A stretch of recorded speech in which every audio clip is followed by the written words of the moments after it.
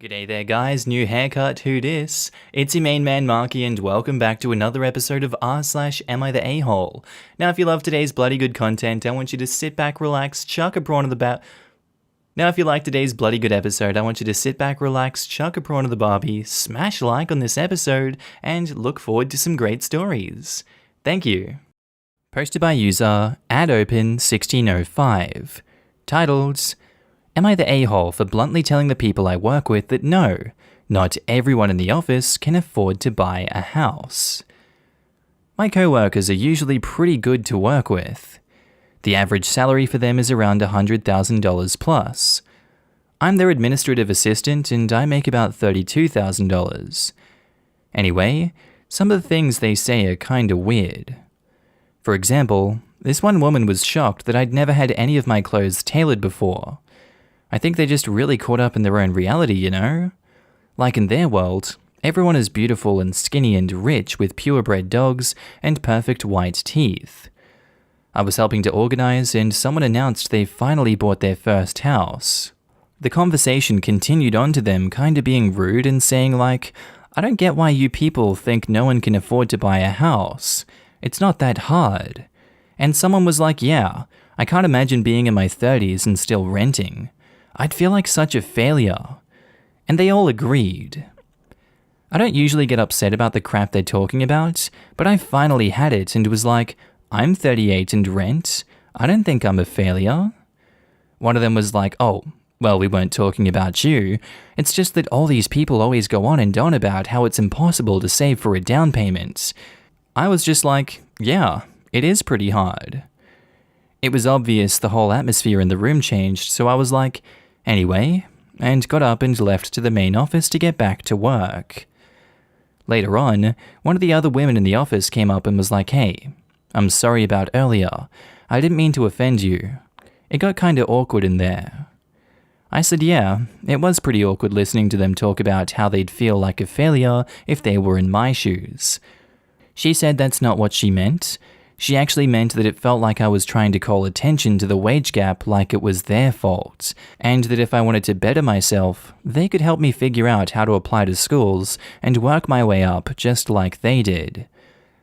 I said a kind of half-hearted thanks. It's been weird in the office since then. I know money is one of those no-no topics, but it's not like it's a secret that I only make what I make. Am I the a-hole? And I forgot to add, we don't have HR, and this really isn't an HR thing. OP has offered the following explanation for why they think they might be the a-hole. I think I did make it awkward, and I guess I could have just kept my mouth shut. I didn't mean to make it into a poor me thing, but I guess it came across that way. I don't know. I don't think that inserting yourself into the conversation and having it be a poor me thing is an a-hole thing to do in all honesty. You're providing a counterpoint to their conversation, whether warranted or not. I still believe that counterpoint was valid. Office talk is office talk, and some people are gonna say some socially unacceptable stuff, and here they were kinda shaming you indirectly for not making as much money as them. You could have kept it to yourself, sure, as I'm sure they were expecting you to, but you spoke up to join in on the conversation, and I can respect that. Your co-worker there didn't really do you any favors with that little follow-up conversation either. That was strange. For this one though, I'm going not the a-hole. Now in the comments, SilverThing2724 says, not the a-hole. They are in an echo chamber filled with people just as privileged as them. They were called out on it, and instead of taking this embarrassing lesson to heart, they doubled down and are blaming you. Like, they apologized, but instead of acknowledging that they are uniquely privileged and not everyone can get where they are, they offered to help you get your life together. That is wholly inappropriate. It sounds like it was just one of them that spoke rudely, so I wouldn't blame everyone in the office homeowner club, but I agree with this otherwise. But nobody said, she's right, we're coming from it with a very privileged point of view. As someone who purchased a house young and has been both hardworking but more importantly, lucky, when older adults at the office comment on how other millennials should be responsible like me, I point out all the ways it actually is hard and the privileges that enable me to do it, rather than pretending it's feasible for everyone. I think it's valuable to push back. This 100%. I've been a homeowner for most of my adult life. I was lucky as hell. I worked very hard and moved up, but without an amazingly generous gift to start, I would never get where I am now. Not the a-hole. You called them on their snobbery directly, not rudely, and they were rightly embarrassed. Turning it on you with condescending offers to better yourself was an extra helping of poo. Your co-workers are pretty insensitive. And OP replies, the better myself thing kind of stung, honestly. I know I don't make a lot of money, but I'm really comfortable and happy in my life. Not everyone can be a computer programmer, software engineer, digital marketing goddess. My daddy always said the world needs sandwich makers. The deal is, privileged people are usually uncomfortable being faced with it. They like the idea that whatever position they have is earned, and that anyone else could have pulled themselves up by their bootstraps and achieved the same. And the flip side of that is, of course, that people who haven't earned it aren't unlucky or not afforded the same privilege. No, the reason must be that they didn't try hard enough. The privileged were born on third base, but think they hit a triple.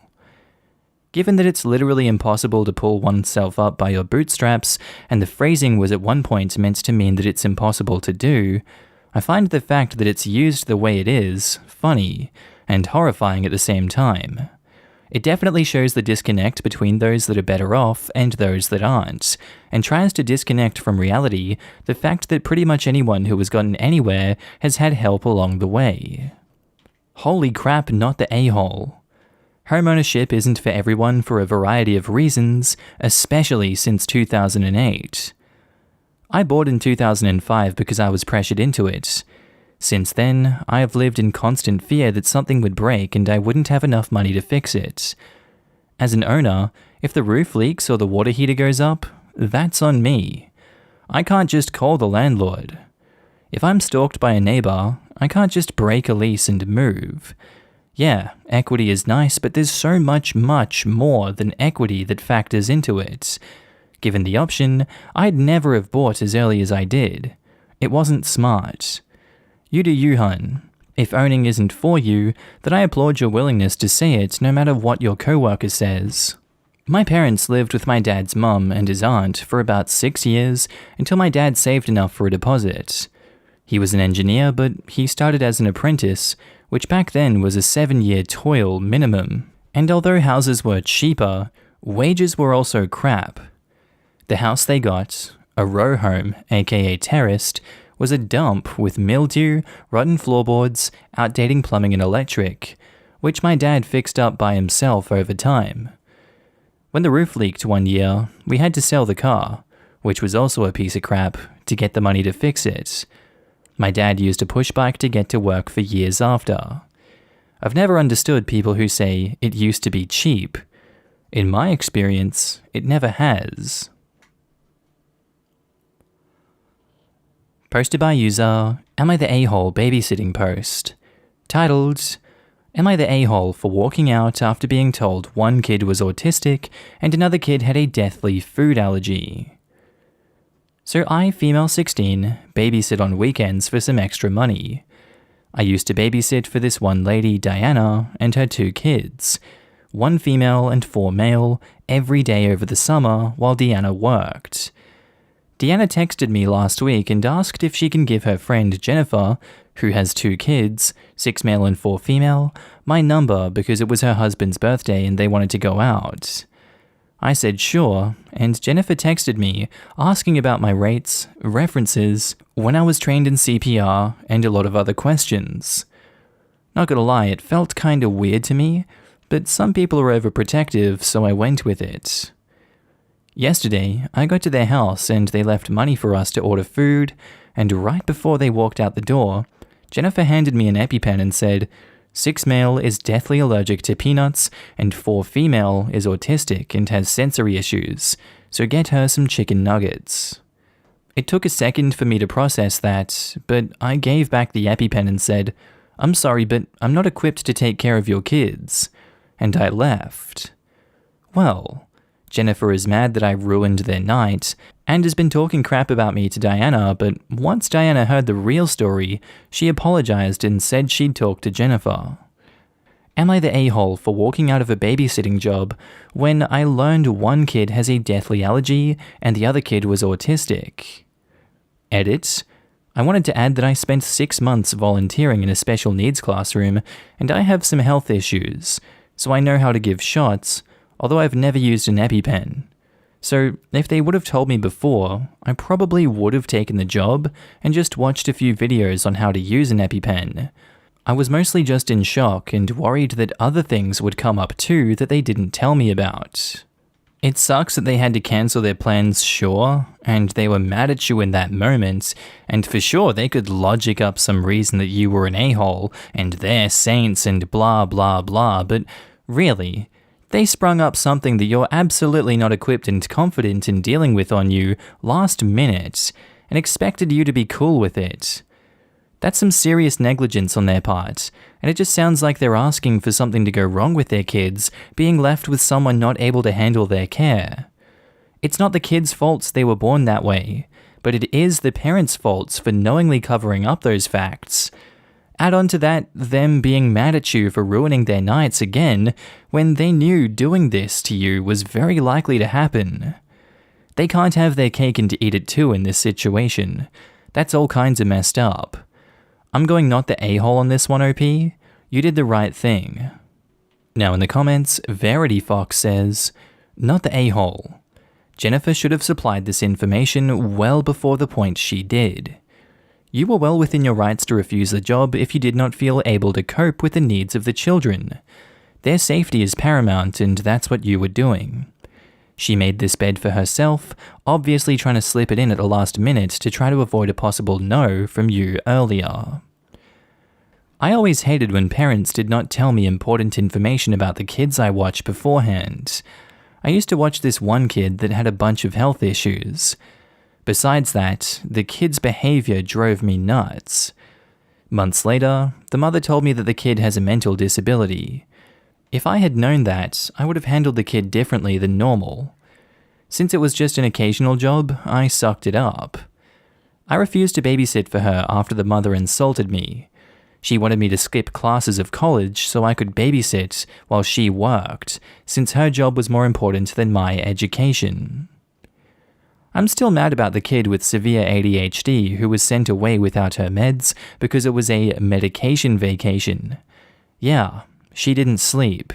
And because she didn't sleep, neither did I. She was also sent for a week camp with 2 t-shirts, 3 sets of pajamas, and no coat. We had to buy her clothes. Here we see the classic bait and switch by Jennifer. You don't just tell a caretaker, as you're running out the door, that your kids have additional needs and medical conditions. Not the a-hole. Good on you, OP, for stating limitations and not going along with this. You just know that she pulled that BS because she doesn't want to pay the rate for a sitter that specializes in caring for kids with disabilities. Not the a-hole. You don't just get to spring autism and severe food allergies onto someone. I honestly wouldn't be surprised if they've had multiple attempted sitters before that bail, so they wanted to try and trap you as they walked out the door. Especially a 16-year-old. That's a lot. Especially one who is meant to order food for the kids. The allergy thing might be a little more reasonable if they had prepared food beforehand and left it with strict instructions that the kids were only to eat the food provided, and also knew that they were staying home all evening. i.e., no parks. I have a kid with severe allergies. Ordering out can be stressful, and I've dealt with this for years. I would never expect a babysitter who had never met my kid before to deal with this. The autism thing is an entirely different thing. My kid also has autism, so speaking from experience there as well. I couldn't imagine not giving a babysitter a heads up. Wow. This is the first thing I thought. The allergies were only a problem because the parents didn't order food ahead. Side note, where's the dad in all this? It was their anniversary dinner, so he's clearly around, but mum gets to do all the work setting up, planning dinner, and handling passing the kids to the babysitter? Angry face. Not the a-hole. The mother should have let you know beforehand. What if her child had an allergic reaction and you didn't know how to use an EpiPen? This. What would have happened to OP if anything had happened to either kid on her watch? A mother who doesn't think about having someone trained to watch her 2 kids? What would she have done to OP if, God forbid, something had happened? I don't see how the mum could even be comfortable with that. Plenty of adults don't know what an allergic reaction looks like, how and when to use an EpiPen, and that you still need to go to the hospital even after administering the EpiPen. One of my kids has anaphylactic food allergies. When he was little, whenever he went to a friend's house, I had a chat with the parents about all of that. As he got older, we talked to his friends about it just in case he had an allergic reaction when no parents were around. And by middle school, he took over explaining it to his friends. When he was in 8th grade and had an allergic reaction while out with friends, one helped him with the EpiPen, and one called me from my son's phone after calling an ambulance. It was a scary situation, but they helped him because they were told how to. You have to have some sort of discussion with whoever is watching your kid when they have severe food allergies. What if OP had just eaten a peanut butter and jelly sandwich on her way to the house and still had some peanut residue on her hands or clothes? Posted by user ThatGingerKid653. Titled, Am I the a-hole for telling my rich parents that my lower-classed friends and their families are better people than they could ever dream of being? I'll start by saying that I'm a 17 male. Both my parents are very successful lawyers, and we live in a super nice house. They have given me everything I could ask for, but they're not exactly there for me emotionally. I can't remember the last time we ate dinner together or had a decent conversation. Most of the time, they're not even home, and it's just me. I feel like a ghost in my own house. We moved to a new town not too long ago, and my parents enrolled me in the more exclusive private school in the area. I've gone to private schools my entire life, but my experience at this school was horrible. I'm short, effeminate-looking, and obviously gay. The only reason I didn't get my ass seriously kicked was because my parents are rich. I begged my parents to switch schools, but they were hesitant because the only other option was public schooling. I finally escaped the private school of circle jerking and enrolled in this new school. I guess I should mention that a few years ago, this school district expanded their enrollment zone to slightly cover a lower income area, which resulted in a handful of students from low-income families being enrolled. My first few days at this new school were brutal, with a lot of the same problems following me, until I ran into Garfield. It's a family name. I swear he's not named after a cat. He spoke up and said he would love to be my lab partner when no one else would. We quickly became friends, and he introduced me to his childhood friend also attending the school named Eduardo. Since my parents are so distant to begin with, they never noticed me spending so much time with my new friends. Garfield's mother is a waitress and his dad a construction worker. Eduardo's mother cleans houses and his dad works odd jobs, such as driving for Uber. Both of their families are amazing and involved. I started dating Garfield and had real friends for the first time ever. Both Garfield and Eduardo had come over to my house about twice and met my parents. The other day, my mother pulled me over and casually mentioned that I was spending a lot of time with that blonde boy, Garfield, and the Hispanic kid. She asked what their families did and where they lived, and I told her. She immediately became upset and said I was aiming way below my abilities, and these were not the kind of influences I needed in my life. I asked why, and she said we just live different types of lives, and I'll understand when I'm older. I freaked out and said both of them and their families have been there more for me in the 6 months I've known them than my parents ever have, and that they're cold, unfeeling snobs. My mum started crying and said public school has changed me for the worst. I've never seen her cry before, and I'm starting to feel horrible. Am I the a-hole for saying they're rich hypocrites and that my friends' families are better? It does hurt to see your own mother crying and know that it was your words that caused it. That can definitely be a wake-up call to be like, hey man, maybe I went too far here. maybe I'm an asshole in this situation. But if her words made you cry in this same context, would she feel the same way that you're feeling and question whether she's an a-hole for that one? My money here would be on no. She seems pretty set in her opinion of you and her expectations, and those values obviously don't align with yours. She has to realize that she can't just work 24/7 and neglect her child while still thinking she has any power in shaping who they hang out with when she's not providing that love and care that he wants and needs.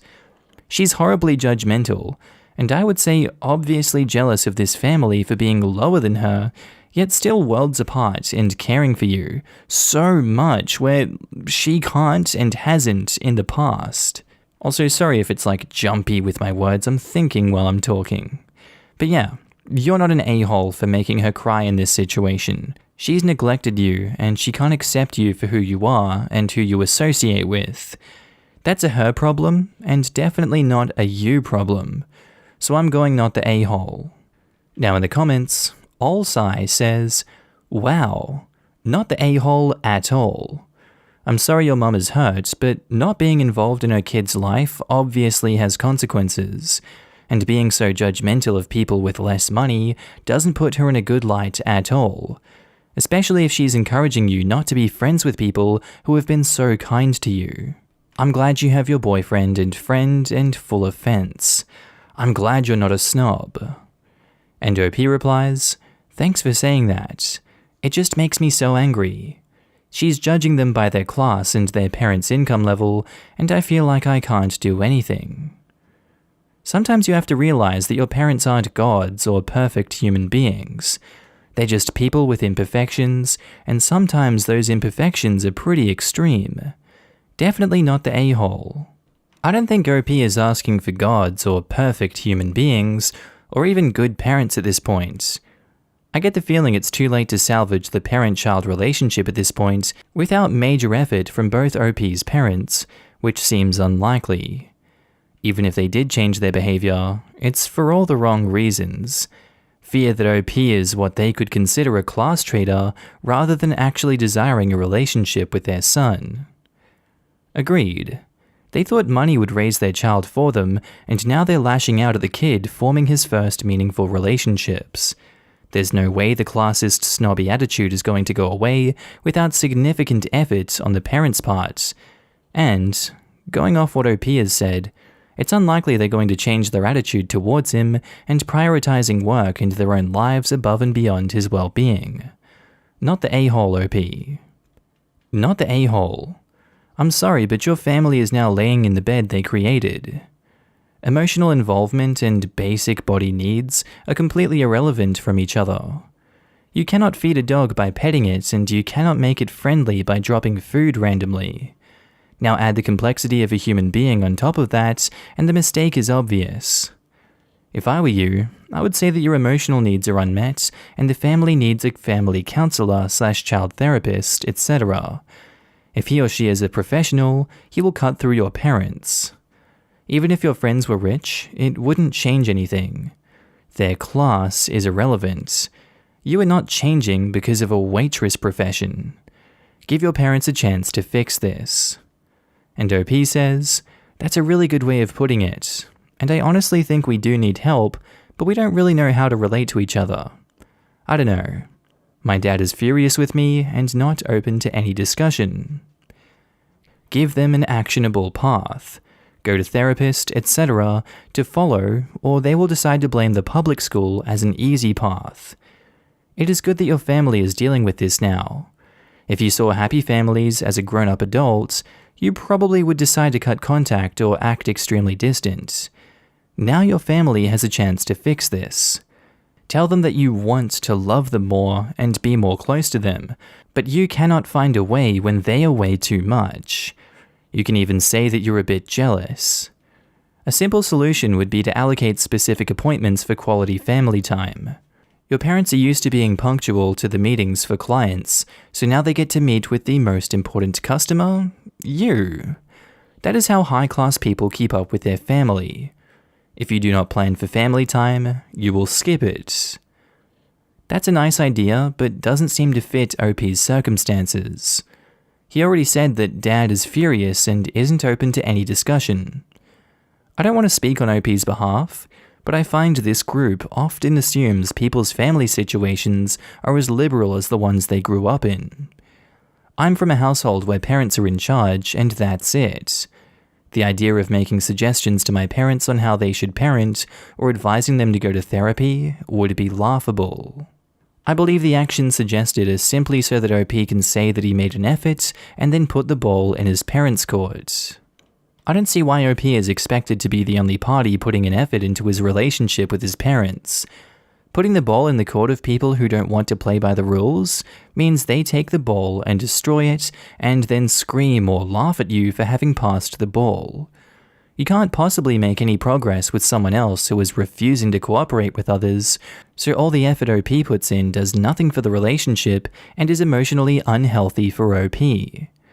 The only way the relationship can improve is if OP's parents choose to work on themselves so they're better people. Posted by user ThrowRA Cane Girl. Titled, Am I the a-hole for moving out cause my family keeps playing with my cane? So I, 17 female, still live with my mum, my stepdad, and my 2 half-siblings, 5 male and 7 female. My dad died when I was 5, driving me to the hospital. Mum didn't want to pay for an ambulance. He died in the crash and my leg and spine got busted up in a way that has left me needing a cane pretty much ever since. My stepdad's always been a little distant with me. He likes to make jokes about how I'm an early blooming black widow. I think he gets that from my mum, who blames me for my dad's death. I do too. It is my fault after all, so I don't push back on it. Anyway, the point is that with the current situation, my parents are always looking for ways to get my half-siblings active and doing things without leaving the house, and have recently settled on scavenger hunts. I have no problem with this, honestly. I wish they'd stopped hiding stuff in my underwear drawer, but it's a 5-year-old and a 7-year-old, so that's not the worst. My problem, though, is that they keep taking my cane when I'm not looking. I tend to get lost in my homework and my writing hobby and zone out, and having it be one of the items that my half-siblings have to find. When I complain to my stepdad, he's a stay-at-home dad, so is usually the one running these things, he scolds me for being selfish and points out that my swivel chair has wheels if I need the bathroom, and that they always get it to me before I have to go downstairs for dinner. I tried my mum yesterday, and she said that I was being a brat, and that if I wanted a father who cared about me, I shouldn't have killed my dad. I got really upset at that point, and called my grandparents, my mum's parents, because my dads are dead too. They showed up at 10 p.m. yesterday, and Grandma screamed at them while Grandpa packed my stuff up and helped me out to their car. My mum's been blowing up my phone and email, calling me all sorts of names and accusing me of turning her family against her and trying to get her into legal trouble since minors can't move out. And I can't help but think that maybe she's right, so am I the a-hole? OP has offered the following explanation for why they think they might be the a-hole. I think I might be the a-hole because it's not like they were hurting me actively, just making it painful to leave my room, and my cane's always been returned intact and with no problems eventually. I didn't need to blow up the family, and I don't want to cause any long-term problems for my mum. You may not want to cause any problems for your mum, but it seems as though she's more than happy to cause problems for you and is enabling your stepdad to cause them also. There's no excuse for them hiding your cane. You're disabled and need it to get around. You obviously aren't okay with them hiding it, and the two of them have seemingly conditioned you to accepting it. I disagree with you also on the not actively hurting you part. I think they are. To be convinced that at 5 years old, you caused the death of your father, who was just trying to get you to the hospital, is disgusting by your mother. No child should have that happen to them, nor should they have a family who lays blame for that death on their child. I'm sad knowing that's a reality for you because that's no reality that I'd want to live in. That would actively hurt me every single day. I think it's for the best that you move out with your grandparents and away from these two so-called parents. That's not an environment you should be subject to, as it'll only get worse with time. Not the a-hole, please leave. Now in the comments, Buttered with Bread says, "Oh honey, no. You didn't kill your dad. It isn't your fault. Accidents are accidents because they aren't your fault. Your mother is unbelievably awful for the way she's been treating you and allowing you to be treated. Please stay with your grandparents. And if you have access, maybe seek out a therapist to help you work through all this guilt that you're holding onto. More than anything, I send you hugs. Oh, and not the a-hole in any way, shape, or form. Do not go back to that abusive house." And OP replies, "I caused him to need to be in the car though. I wasn't sick. I'd injured myself jumping off the stairs because I thought my Supergirl costume would make me fly. I didn't cause the accident itself, but it's my fault he was in the accident. I appreciate the hugs and the verdict though. By this same logic, it should be your mum's fault if she didn't want to pay for an ambulance. Jesus. Not the a-hole all the way, and tons of hugs for you. Please take care of yourself and don't go back there." And quite frankly, this is probably why the mum is focused on blaming OP, to avoid poking that thought too much. She clearly needs to come to terms with that, but it'll probably never happen. Not the a-hole. Your mother is straight up abusive. Your father's death is not your fault, and she is frankly completely awful for allowing and reinforcing those beliefs. Your stepdad is an a-hole too for taking unnecessary aid from you. If he wore glasses, I'm pretty sure he wouldn't find it funny if you kept hiding them. These people are toxic and cutting them out of your life may well be your best decision here. Also, depending on the jurisdiction, taking someone's cane can be considered an assault upon the person, since it is interfering with necessary medical equipment. Not the a-hole. First of all, your father's death was absolutely not your fault. Your mother has behaved absolutely abhorrently towards you, and it's downright horrific that anyone in your household thinks it's okay to take your cane and leave you without means to get around your home easily. Everyone in your household, except you, has behaved terribly. Good on you for getting out. Please also talk to your grandparents about getting you into therapy. You certainly have a lot of things to talk through, and I think you would find it very helpful." And OP replies, "I mean, like I've said elsewhere, it was my fault, but I appreciate your kindness regardless. Therapy might be a good idea though, yeah. I'm reluctant to ask for anything, since I take so much, but not a bad idea. You feel like you take so much that you can't ask for help? Seriously, you are in a very low place. You deserve help, love, happiness, and you deserve to take up space and resources. We all do." OP replies to that, "My grandparents are retired and they're not exactly rich. It would be greedy for me to ask of them to pay for therapy when they're already offering to give me a place to stay and to feed me and pay for the Wi-Fi I need for classes. Are you American? If so, may I ask what state you live in? I'd like to send you some resources because if the cost of therapy would put a strain on your grandparents' financial situation, you may be eligible for free or reduced cost medical services. You absolutely need therapy. What you've been through is not okay. Your mum seems to have convinced you that you are bad and worthless. This is not normal and you deserve better." And OP replies, "You're very kind, and I live in Maine." And it's okay because right after this one, a lot of people sent OP resources and links to different things that they can access in Maine. So I really do hope they get therapy there, and I do hope they get the help they need, because it does seem like they are convinced that they are bad and worthless, and that's no way to live. This is a terrible situation, and it could take a long time to get out of, but hopefully they can get those resources that have been provided to them.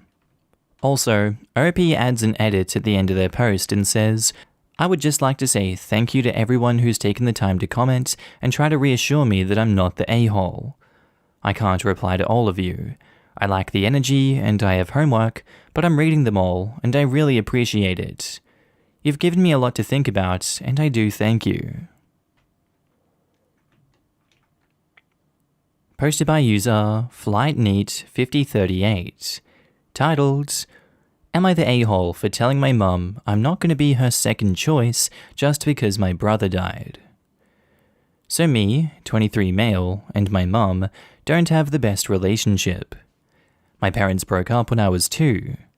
My mum was trying to do college, so I was mostly with my dad, and she would have me every weekend.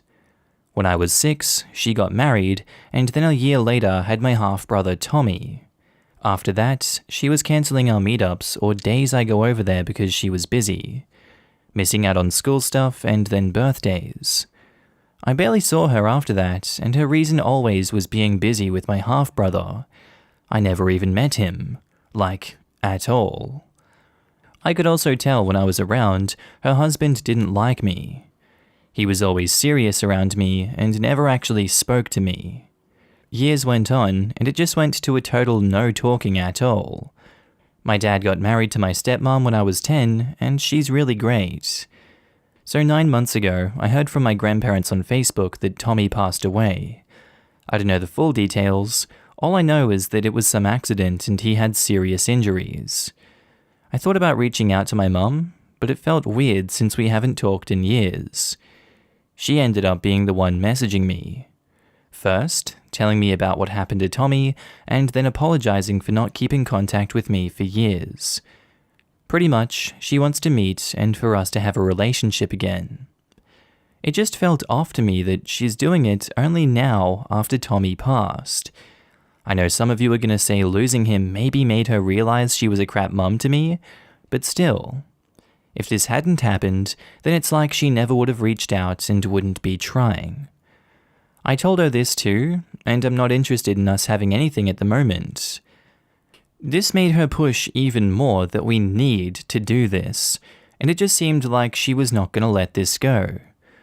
So I said I'm sorry for what happened to him, but I'm not going to be her second choice, and she can't expect me to want her back in just because she lost one child and decided that she'll go back to the other. Maybe in the future if I feel differently, but not right now.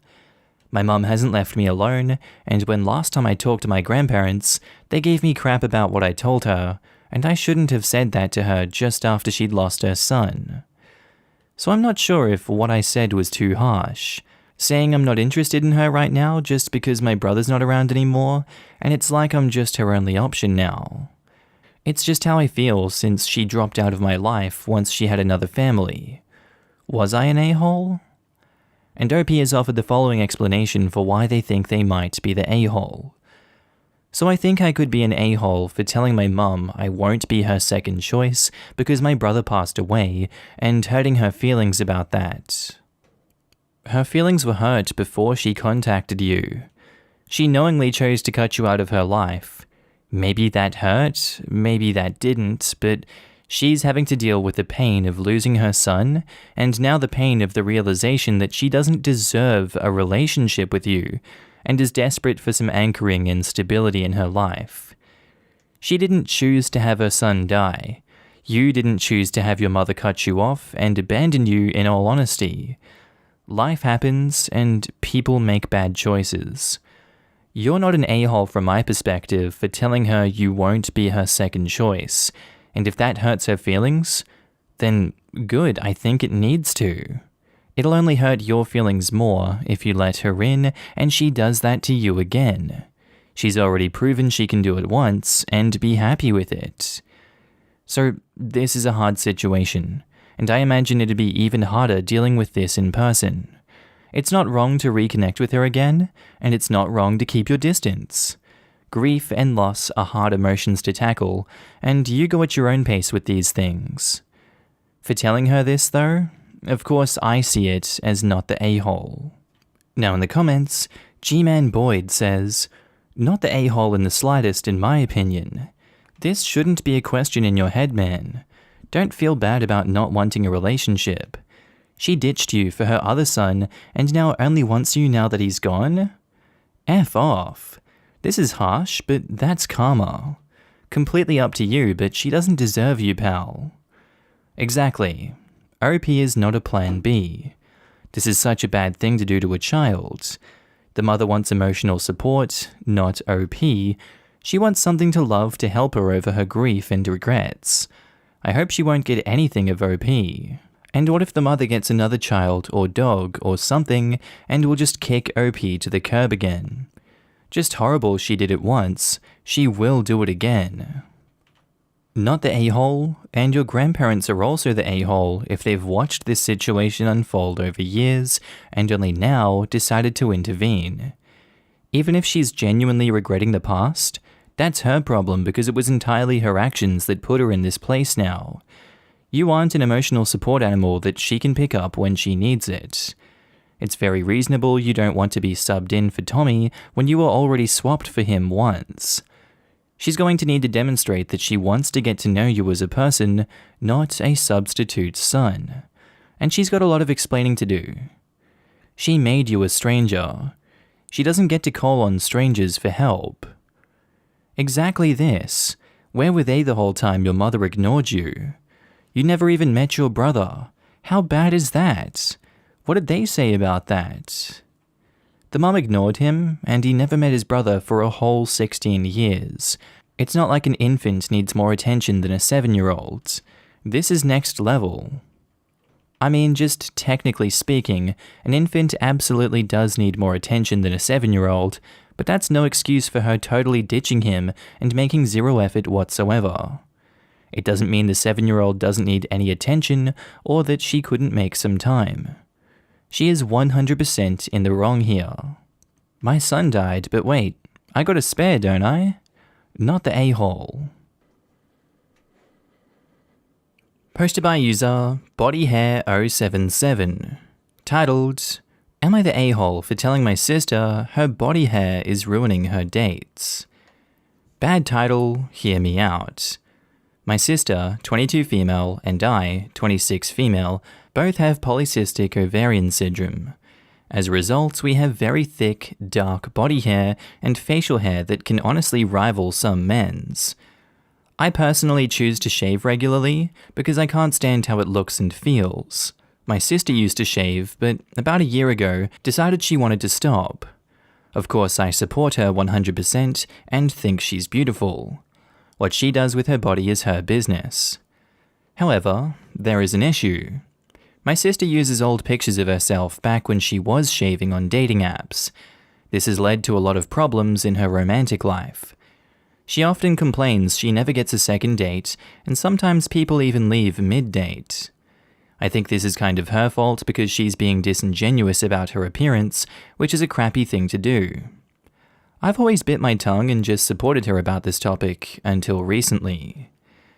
The other day, she was venting again about another failed date.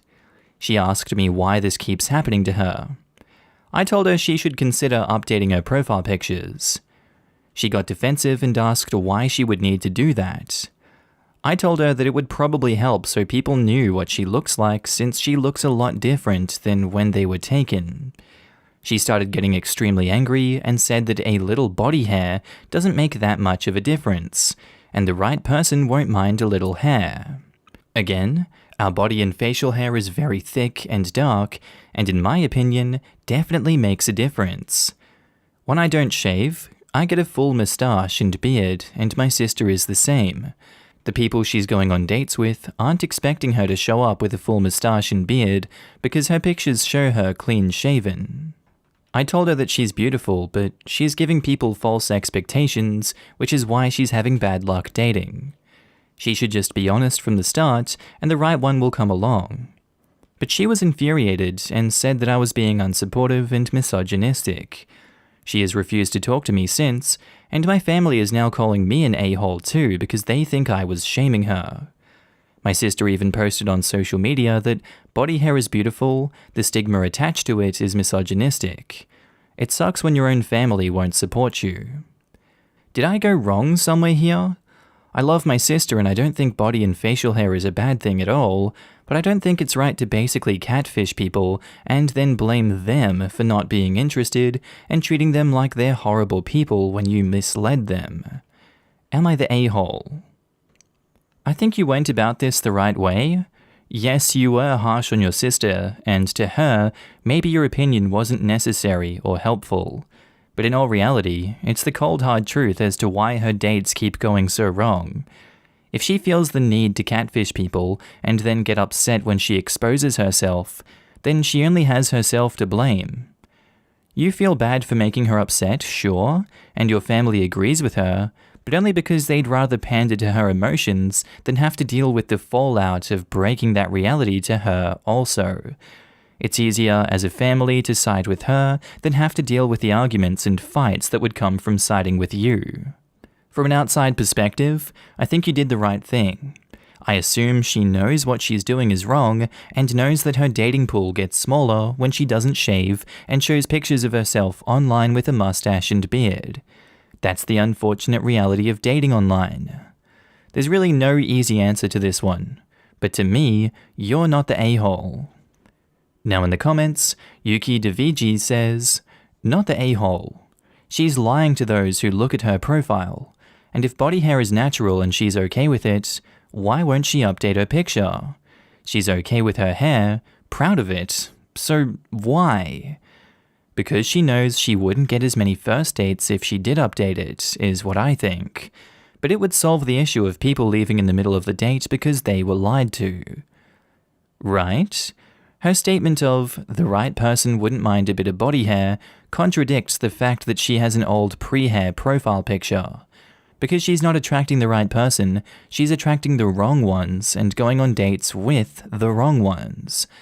She has to decide whether she wants lots of first dates or if she wants to really put herself out there with a new picture and try to find someone who will actually connect with her.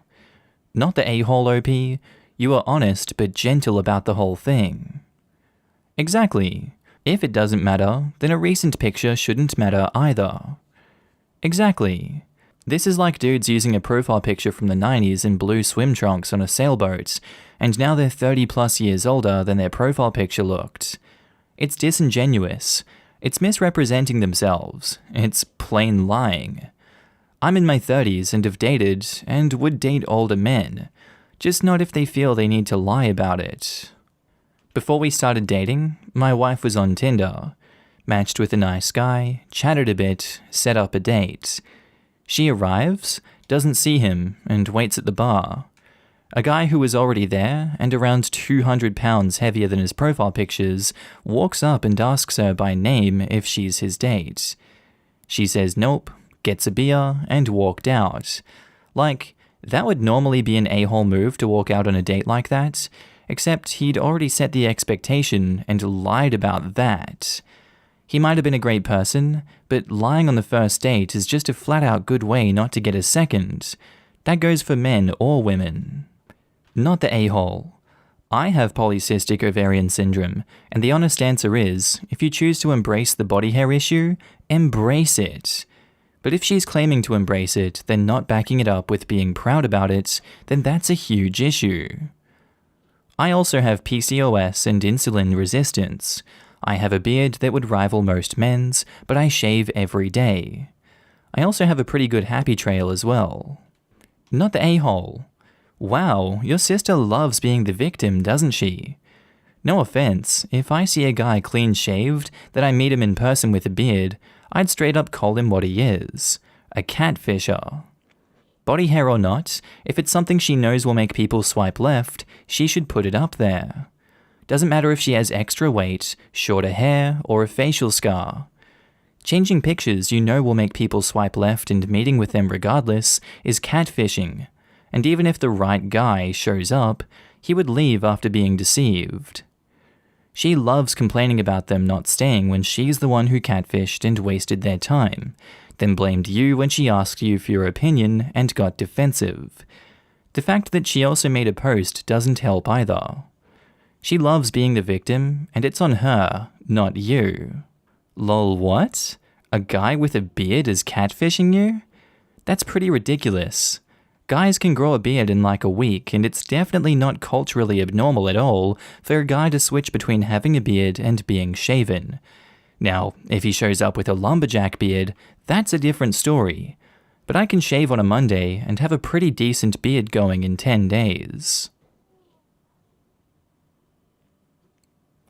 Posted by user AggravatingPop3146.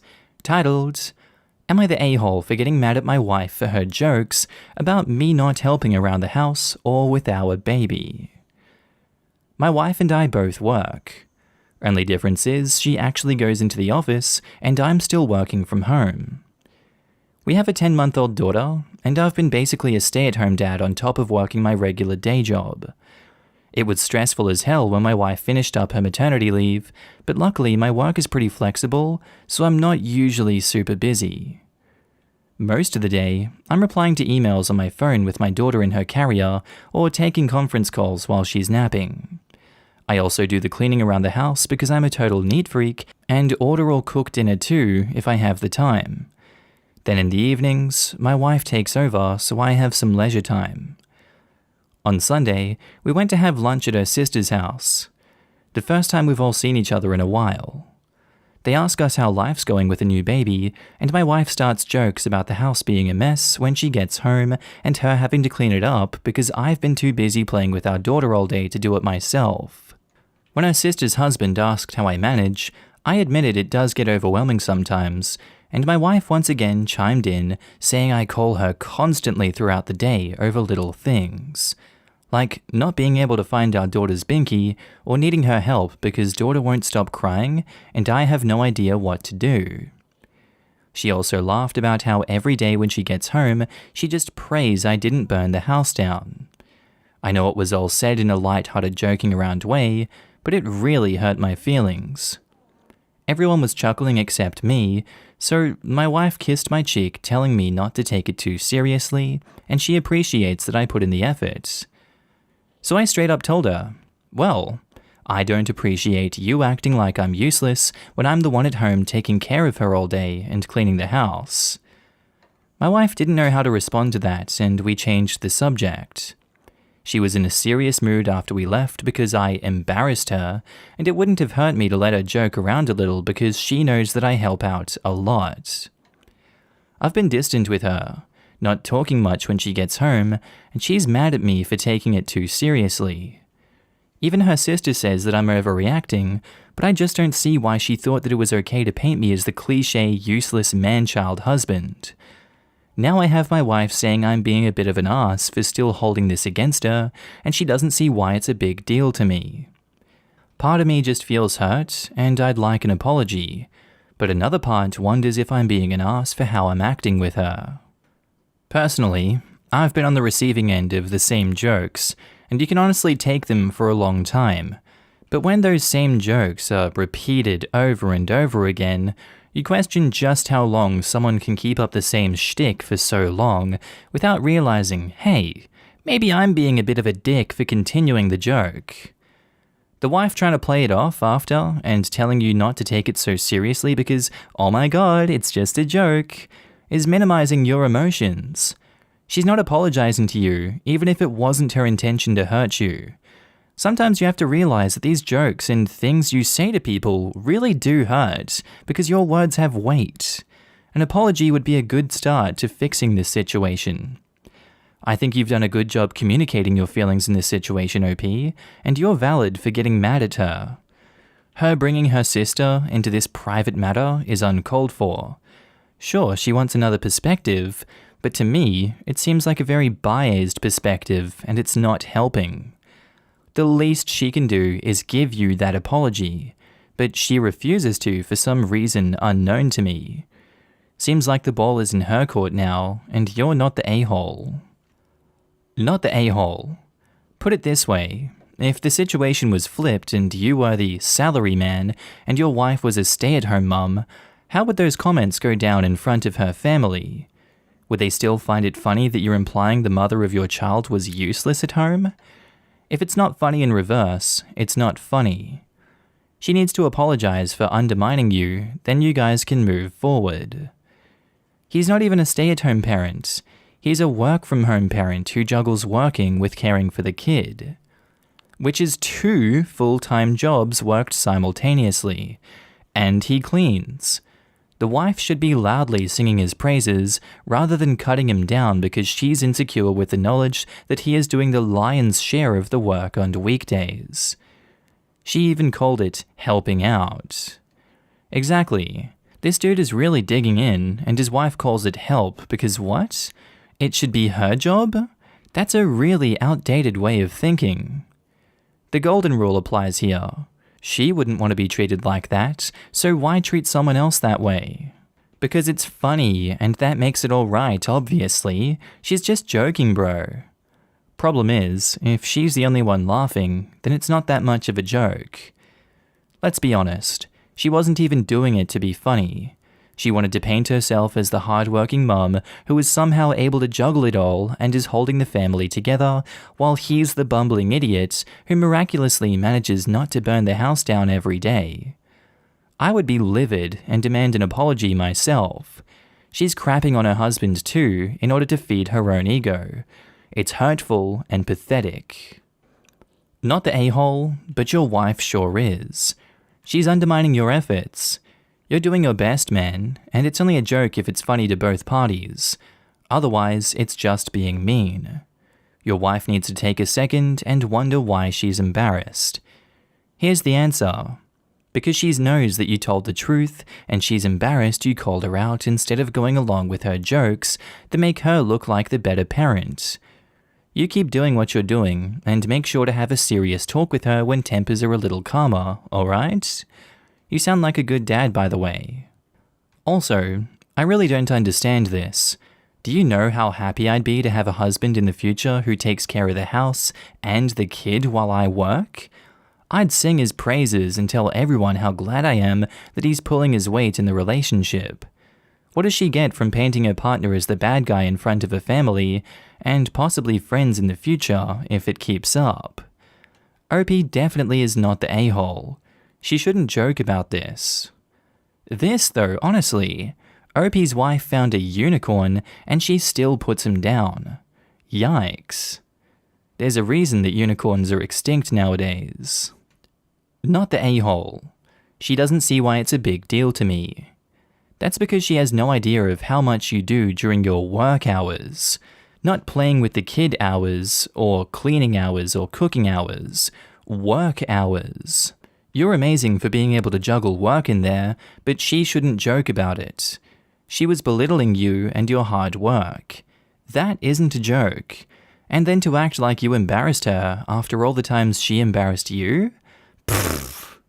Not to mention sexist too. The me dumb husband dialogue needs to stop.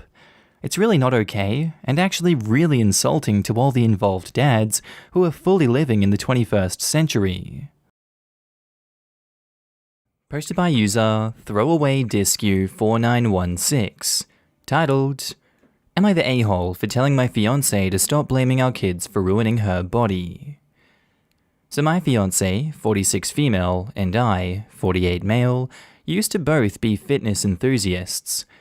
She used to go to gym with me all the time, and we shared passions in mountain biking, CrossFit, and were competitive rowers from our college years onwards. She used to take pride in the fact that she would push herself to the limit to keep up with me fitness-wise. However, after our 4-year-old and 3-year-old girls were born, my fiancé began saying that using the elliptical and treadmill at the gym already constituted pushing herself to the limit. She was having troubles with her miles of extra skin. Her words, not mine, and said her gym rat days are over. She ended up gaining weight, had spider veins, and would say that she was now mama to her kids, and that I say I want a sexy partner, not just a mama, but refused to plan a wedding.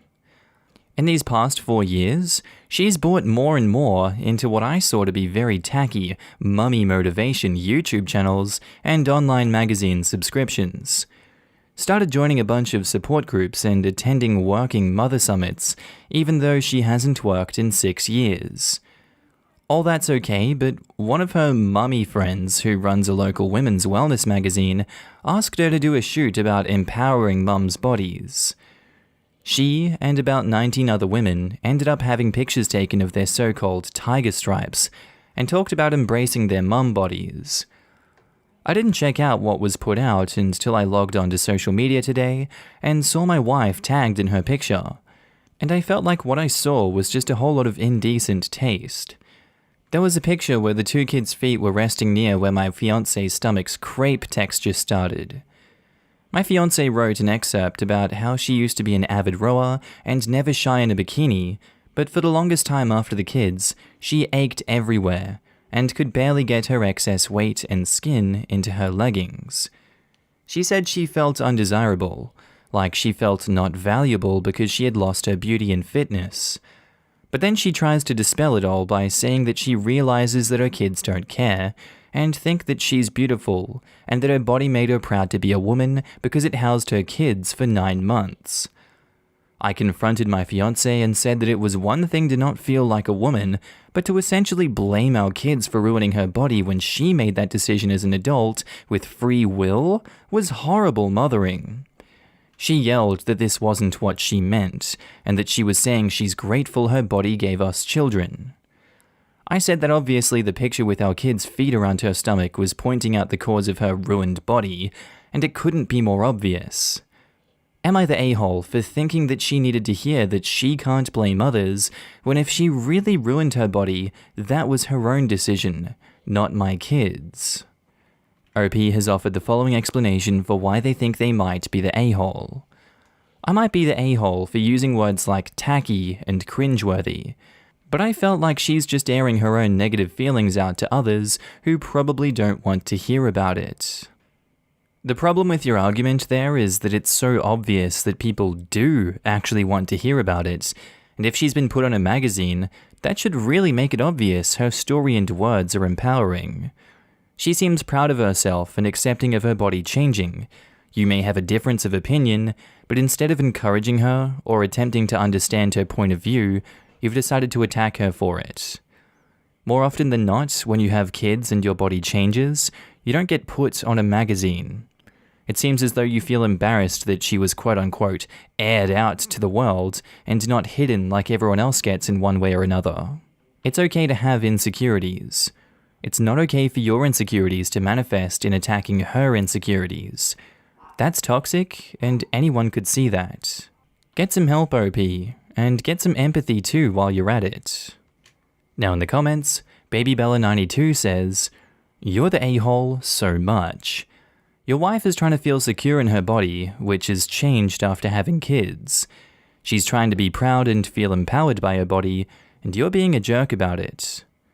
At the end of the day, having your kids has changed her body, and by the sounds of it, her mindset too.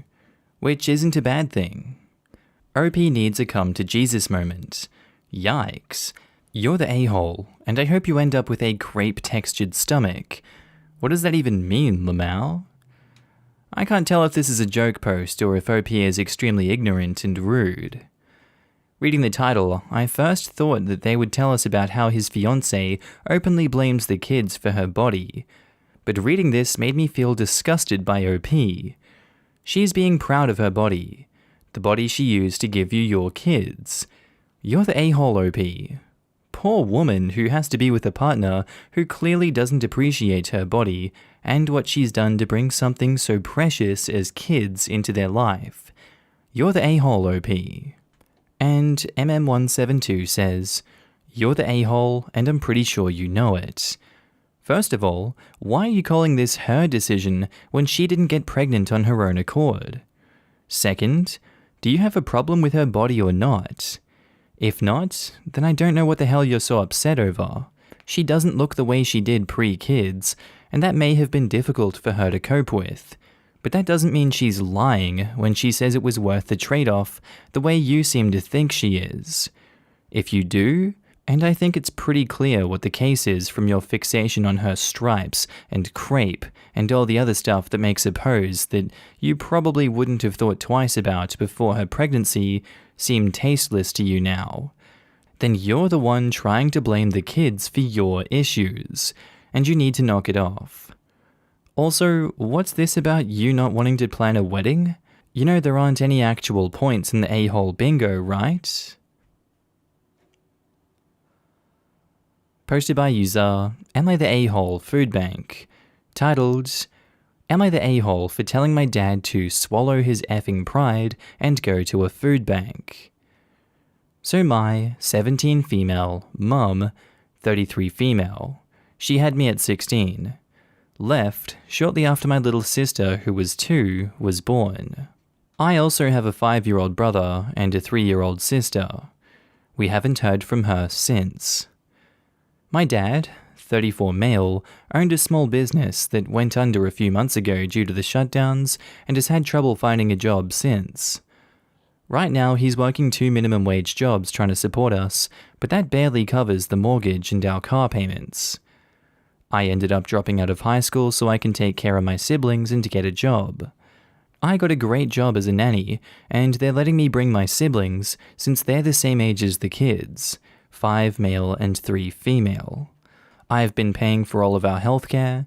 I have ulcerative colitis and my brother has type 1 diabetes, so that crap is expensive. My car, and half of our food bill, and any clothes that my brother and sister need, and occasionally some new toys for them. I know for a fact that we qualify for financial aid at the hospital that we go to, and maybe SNAP benefits or food banks. It would make things so much easier on all of us. My siblings and I don't eat healthy. Most of what we eat are those bulk bags of cereal at the grocery store and dollar store pasta with beans or sometimes eggs or meat. It's gotten to the point where the family I work for got started giving us all their leftovers so we can eat somewhat healthy. I talked to my dad about financial aid at the hospital and he actually agreed to it, but when I brought up SNAP benefits or going to food banks, he completely shut the idea down. He kept saying he doesn't need help getting us food, and he survived without food stamps when he was our age, so we should too. I lost my temper and yelled at him, "Swallow your effing pride and go to a food bank because 2 crap meals a day isn't cutting it." He yelled at me to go to my room, and now we're not speaking to each other. Am I the a-hole for yelling at him? No, I think this is a wake-up call that he needs. And yeah, yelling can make you an a-hole in some situations. I don't think this is one of them. Sometimes you've got to yell to just make it known you care enough for real positive change to be made. He's being an a-hole in this situation for standing his ground so hard on getting you guys food, and that's not something you kids should have to deal with if there are other options available to you. So I'm gonna go with not the a-hole. And OP adds some edits and says, "I'm not calling CPS on my dad, so y'all can stop suggesting that. He's trying his best." Edit, I sent my dad the post. He finally came to his senses. We're going to start applying for benefits tonight. And edit, for those of you asking about my education, I'm planning on getting my GED in May and starting community college in the fall. Now in the comments, Geek Egg says, "Not the a-hole. That crap ain't normal, and he's under a lot of stress. Likely hates feeling that you already had to drop out of school and that he's not cutting it as a man. But he's got to get past it, and maybe this was the kick in the ass he needed." And edit, so proud of you and your dad for taking one hard step after another. Glad he decided to accept some help. Wish you both the best. Not the a-hole, you're right. It's just his stupid pride, and you're sacrificing a lot for your family right now before you're even a legal adult.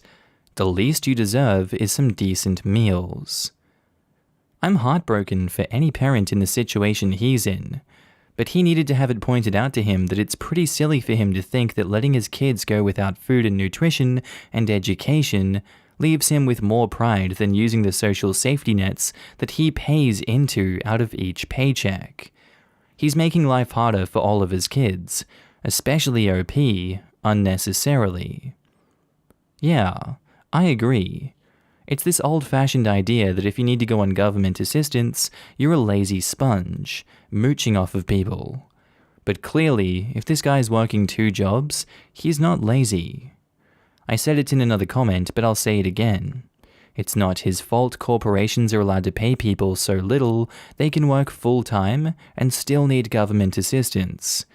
He's not a bad father. He just needs to realize how illogical he's being here. Posted by user Dad of 3 6432, titled, Am I the a-hole for saying my daughter can't keep calling everything and everyone she dislikes creepy? So my daughter is 15, and my sons are 9 and 6. And as a family, we have some house rules about how we speak about others. Like both things, like you can't cuss at people or use profanity, but also stuff about speaking with kindness and not talking about people as fat or stupid or things like that. Recently, my daughter has practically had creepy as her favorite word. She'll call everything she doesn't like creepy, including our neighbor who keeps track of which cars are in our neighborhood and who they belong to. Not in an invasive way. I like that they look out for the community's safety.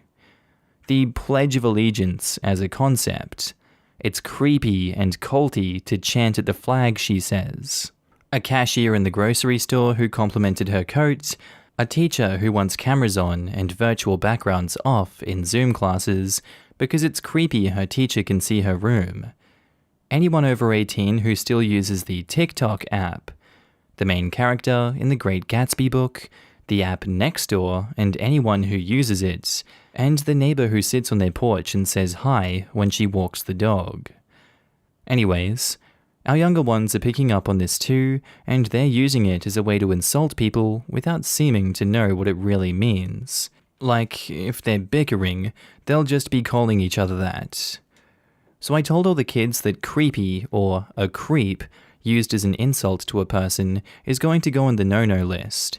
And a few times, I chastised them for using it. During this, my wife was visiting her mum, and when she came back and we were talking about how I made creepy a new no-no word for the kids, she got furious with me. She was angry because she said that I was taking away our kids, but especially our daughter's ability to express discomfort with anything in their lives. And that girls especially are taught not to make a fuss if someone is making them uncomfortable, and that giving those messages of, "You're not allowed to say that you feel creeped out," is teaching her a horrible, dangerous lesson. And that we should be encouraging her to put words to her discomfort, and that she wanted our daughter to always be okay saying she doesn't feel good about something, and learn how to communicate that effectively. That I should have invited her to elaborate and respected her opinions instead of shutting her down. I told her that it doesn't seem like she's talking about actual issues. She's just using that word as a way to speak badly of people when the reasons are so petty.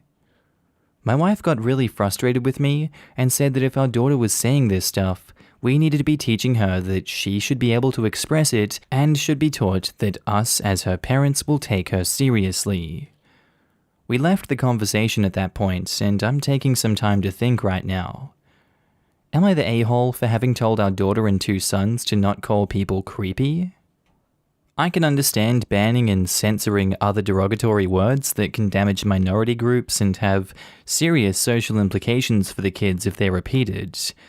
But I can't understand the banning of the word creepy from the house, and I agree with your wife that banning it is taking away your daughter's ability to say that she's uncomfortable with something, and you definitely should be encouraging her instead of punishing her for doing so.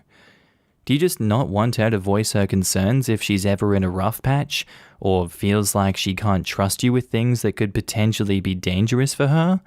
Because you're headed down that road if you continue. I think you should listen to your wife in this situation. She seems to have first-hand experience with this one and is recognizing that you're lacking some empathy towards your daughter here. I'm going with you're the a-hole. And in the comments, Ding the Witch is Deaf says, "You lost me when your explanation of the first guy did sound pretty creepy. You're the a-hole." Agreed. Sorry, but some of the things you listed are creepy. Yup, the Pledge of Allegiance is a concept, and chanting the flag? She's not wrong. As a European, I find it intensely disturbing that American kids pledge their allegiance to the flag. Opie's daughter just needs a thesaurus. Not gonna lie, I didn't realize that a lot of places in America do it. It feels like it was just a meme from movies, and now that meme's been taken too far. The most patriotic thing we do here is sing the Australian national anthem at school assembly, but you guys are like, every morning we're pledging allegiance to a flag? I don't know, Chief, that kind of seems weird. You're the a-hole. I think your daughter is right about a large portion of that list, and your wife is right that she should be encouraged to express herself in an appropriate manner. Yeah, she's literally just learning how to express her opinions. You're the a-hole. When I was reading your list of creepy examples, I found them all creepy except the cashier and the lady saying hi from her porch. I suppose TikTok is arguable. Just because you don't find things creepy as an adult man does not mean your young daughter will agree. Especially in these crazy times. I'd encourage my children to listen to their creep radar, not chastise them for expressing it. I hope your kids never find themselves in situations with a badly intended adults, because you just taught them to ignore their instincts about it. You're the a-hole. Here's the thing that you might not truly understand, but your wife does. It's so common for men to engage in predatory behavior towards girls your daughter's age, that it's overwhelmingly likely she has already been the target of sexual harassment or assaults. Catcalling that turns into F you then beer if she doesn't respond the way someone wants. Men trying to cop a feel in a crowded bus or elevator. Friends or boyfriends who pressure her if she doesn't want what they want from her. Or spread rumors that they slept with her. Teachers and coaches leering at her or making sexually charged comments. It is everywhere. It's so common that most girls will shrug 90% of these encounters off as stuff they can't do anything about. So FFS, let her call people creepy. More than you realize they are. Posted by user Puzzleheadedmap222, titled, Am I the a-hole for telling my daughter it's her fault she has no pictures of herself? Okay, so I, 54 female, have 5 kids. 3 bio, 2 step. The issue is with my eldest, Clem, who is 26 female. The only pictures I have of Clem are from the day that she was born to around her 8th birthday, but none after that. She would ruin any picture she was in by making funny faces, hiding from the camera, making weird signs with her hands, or by messing with other people. It was like this until she was 12, when she started to straight up refuse. We would tell her to come for the family photo, but she would refuse. We never forced her, but would gently encourage her. She even refused school pictures. I have no pictures of birthdays, graduations, prom photos, holidays, or days out with her in them. It broke my heart because I don't have any pictures of her growing up. Family photos look odd because she's not in them. Clem is 26 now and is pregnant with her first child. She brought her significant other over for dinner, and after we were looking at photo albums. We got to hers, and she saw hers was nearly empty. She asked where all her pictures were, and I told her she refused to have any taken. She got all teary-eyed and told me to stop joking. At this point, I'm very annoyed. I tell her I'm not joking and that she did this to herself. I told her if she had swallowed her pride and had even one picture, we wouldn't be like this today. She got angry and thought that I'd printed out the ones she had messed up. She got super upset and went to sit in the car. The next day, today, I got a few texts from family members calling me an a-hole for putting her on blast and humiliating her. Am I the a-hole? Look, you could have phrased it better in all honesty because, from the outside looking in, it seems like you all of a sudden just got annoyed at her and started having a go at her. You probably could have phrased what you said a bit nicer, but you can't change what's done now. She's also got a point there that you did take some of those photos and refused to print them. Even if they were silly, there's a lot of character in dumb faces of kids, regardless of how serious you're trying to make the photo. I do think ultimately this is her fault though, as she point blank refused to have any photos taken of her. She should definitely remember that. It's not like she has memory loss or anything that would just clear the last however many years it's been since you've had a photo of her taken and printed. It seems as though this may be a sore point you two have hit on before and continues to be a point of contention. But really, I think that's her fault for continuing to refuse, as I'm sure you tried your hardest to get her to cooperate. I'm gonna go with not the a-hole for this one. Now, OP put some edits in the post and says, "Thank you for all your replies. I do want to clear something up. Whilst I agree it was a crappy move not to include goofy or rude pictures, that's not what Clem has an issue with. She's upset that I have no pictures of her from ages of 12 to 18 to fill the album with, and the few I do have caused extreme reactions from Clem. I can't fill an album with pictures I never took. That's what she's upset about, not the omission of goofy or rude photos."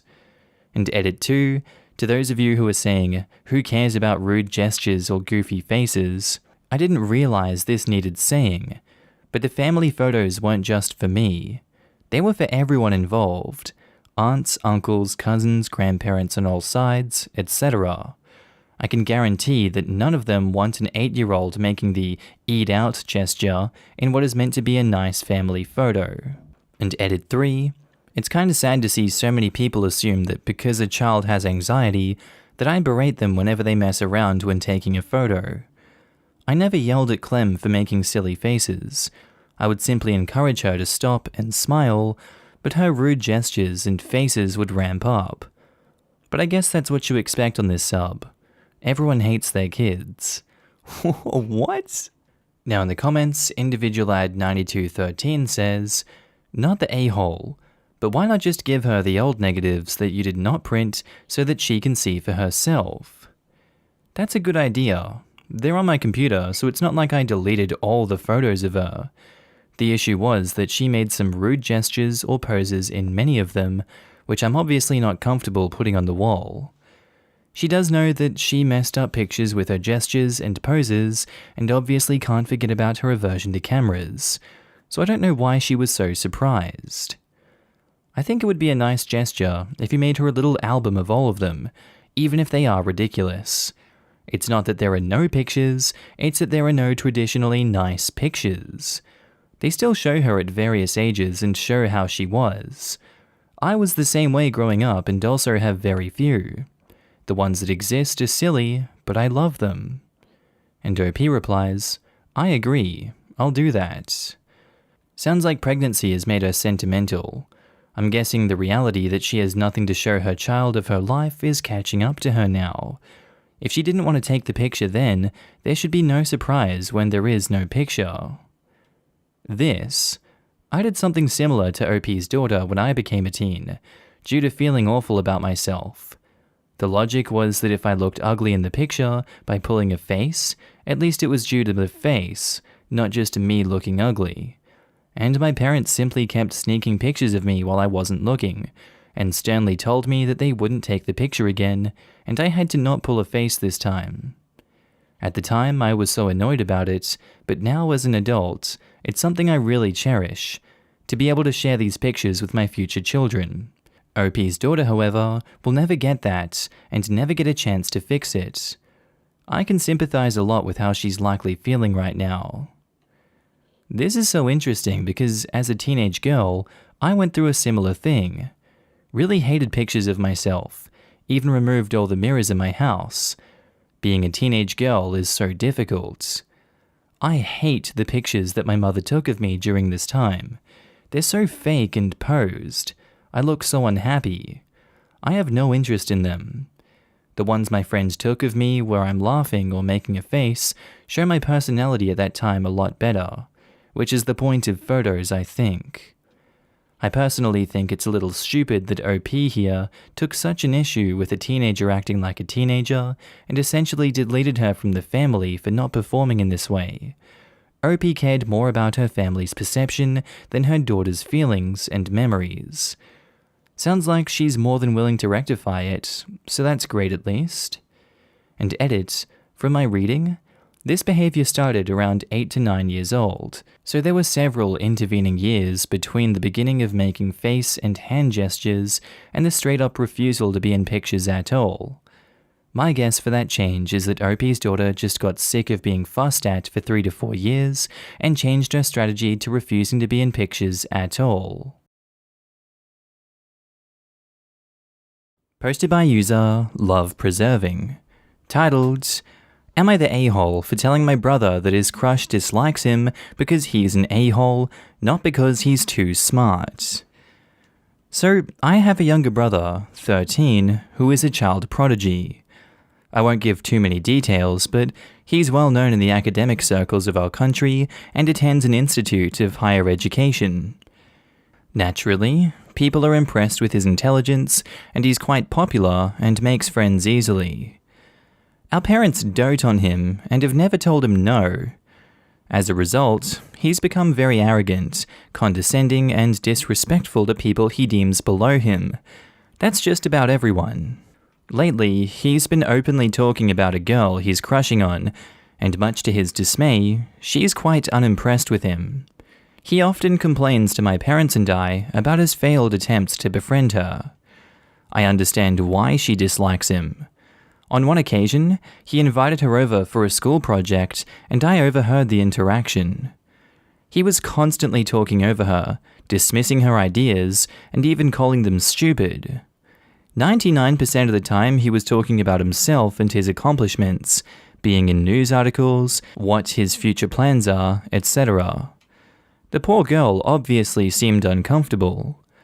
He quizzed her about her career aspirations, and when she answered, he proceeded to point out it's a bad career path. Today, he was once again complaining about her and said that she's obviously intimidated by his superior intellect. He claimed that all girls only like stupid guys and that women are emotional. Sadly, my parents agreed and kept assuring him that this girl is obviously uncomfortable with the fact he's so accomplished and awesome. After hearing this nonsense many times, I finally told him that his crush dislikes him because he behaves like an obnoxious, know-it-all a-hole. I explained that he would probably have a chance if he showed some modesty instead of talking down on this girl so much. So my parents obviously think I'm an a-hole for saying this. They said that it was horrible of me to say this to a 13-year-old and that he's just a child. I told him that he needs to realize that his personality is becoming a problem and that his crush dislikes him because he's an a-hole, not because he's too smart. Am I the a-hole? I think you've well and truly hit the nail on the head with this one. He does need to realize if he's going to dish it out as blunt as he did, he needs to be told the truth back to his face just as bluntly. Your parents suck for enabling that behavior. I can see perhaps they want him to focus on his career and studies instead of girls, but the way they've approached it kinda seems like they're encouraging him to demean girls further, and in a way, that sort of power trip could just lead him to focus on girls more. He's 13 years old. Putting him in the right path to emotional maturity now will do him a world of good.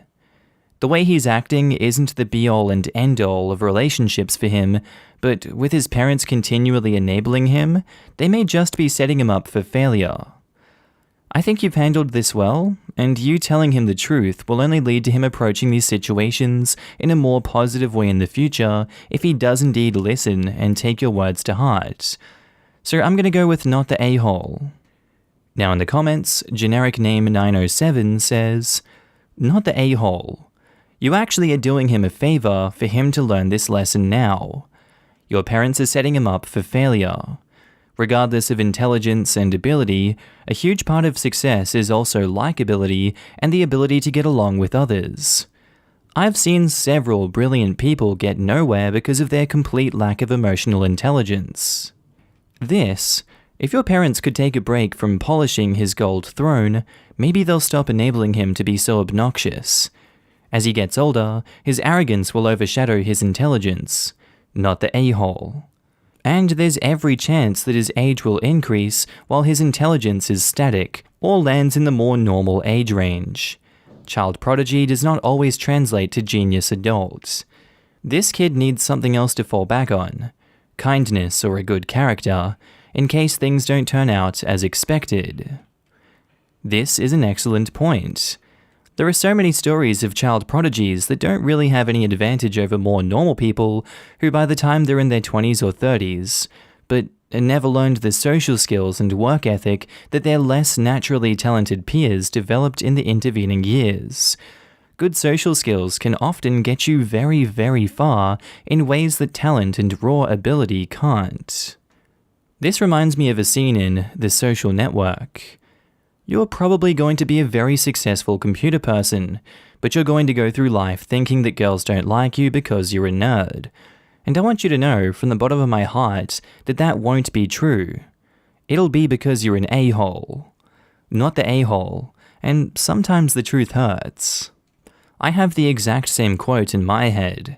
He may be an intellectual genius, but he's incredibly lacking in charisma, empathy, and social norms. If he's as smart as he thinks he is, he should be able to recognize these deficiencies. Recognizing it is also a lot about maturity, and at 13, I can't fault him for not having that maturity yet. Also, if you've been told for 13 years that you're God's gift to mankind, it takes a while to unlearn that, even if you have the mental capacity for that. He's basically been brainwashed from a young age. If you are constantly told that you are better than others, you'll start to believe that. It seems like nobody ever challenged him to use his EQ. It doesn't have to mean he's not capable of having a decent EQ. He's young enough to learn good social skills if he starts getting on track now. Not the a-hole. Your parents are most at fault, however. They're raising a narcissistic monster. They need to teach him manners before it's too late. Thank you. I hate having to be the one to throw out the N-word. It's very clear that his lack of self-awareness is a product of the coddling. That's exactly how you make an evil genius.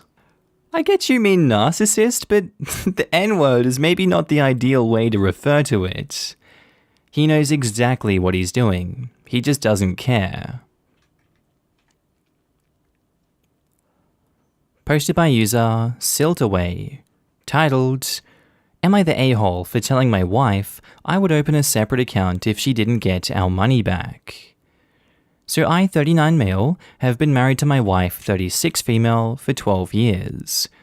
We have no children, but we do have a cat and a dog who we consider to be our children.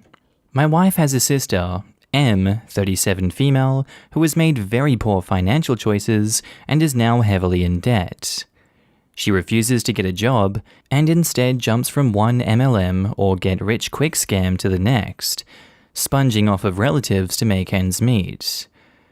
Both me and my wife work full-time. We each have separate accounts that we use for our fun money, for hobbies, or whatever we want. We earn almost the same amount of money, with me being a little higher, so I contribute 60% and she contributes 40% to make things fair, and also so that we each have about the same amount of fun money. We also have a joint checking and savings account that we use for the household bills and household emergency fund, like when the water heater flooded the basement in the middle of the night. Both of us have access to the joint accounts, and if we need to use it, it is never an issue, so long as we make sure to tell the other that we used funds from those accounts. As I was going through the statements for our joint household account, I noticed that there was approximately $2,000 missing from the joint savings account. I noticed that they were all Venmo transfers to her sister. When my wife came home from work, I asked what this was about, and she told me her sister needed money to start her own business. My wife sat me down and explained to me that her sister joined yet another frickin' pyramid scam, this time selling fake nails and makeup. My wife said that she has the potential to earn 6 figures a month, and if that was true. My wife also said that she too was going to join her sister selling these products, and if she made enough, would quit her job and sell them full-time with her sister. I told my wife she either needs to go get the money back from her sister, or I would open a new account for my share of the household expenses and transfer it to that account when it was time to pay the bills.